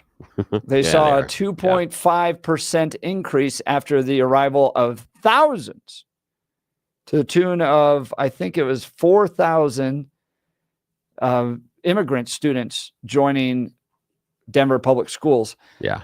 Does that what does that do to you? It's What does that tell you? two things. One, I think it shows, well, one, demographic trends based on, Colorado and birth rates and things, also shows that more people are making different choices, going to other educational opportunities, which I think, is always fair, and they should. I view the immigrant population coming in as a challenge, but I also view it as a positive. And here's why I view it as a positive. The one thing that has been a moan and complain that I kind of agree with are the idea of immigrants coming to our country and not integrating themselves into the society. I can find one of the best ways for them to integrate into our society by getting involved in our educational system, because the kids get involved in learning the language and get involved with how our society functions. They start looking at basic social norms. They can help parents navigate. The other thing is that many times with immigrant communities, that school becomes the focal point of their point of contact for the entire community, because it's the place in which they trust, because their child is going there, and they reach out to the school and help them connect with other things inside of that community. So if you want these immigrants to integrate as quickly as possible into American society, getting their kids into school, to me, is one of the top 3 priorities for good outcome on the other end. So I think that overall, it's a positive. Here's my concern, and it stems from Barb Kirkmeyer's conversation on our show here about the amount of money that these schools are now having to spend on English as a second language, ESL. Okay, so if I'm a parent and I'm concerned about the educational quality, and my school is having to spend a lot of money, time, and resources on ESL. And I'm not saying these kids shouldn't be educated. I'm not saying that we need to keep them out of the schools, but that is a concern. It's going to draw away from the focus on my kids and their educational needs when we're having to put additional funding, additional resources into ESL things.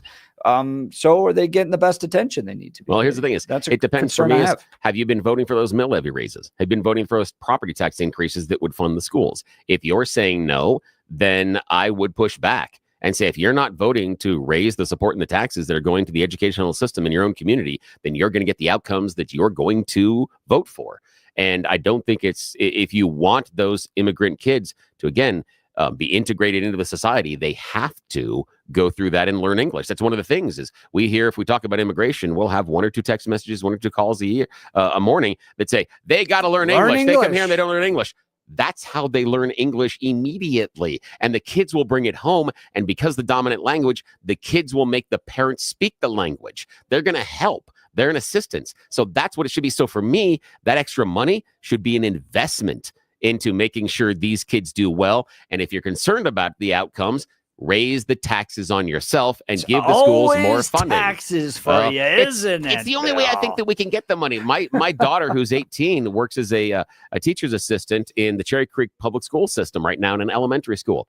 They have 31 different languages spoken in the school. 31. 700 kids in the school. 31 different languages. But each and every one of those kids, by God, wants to be an American.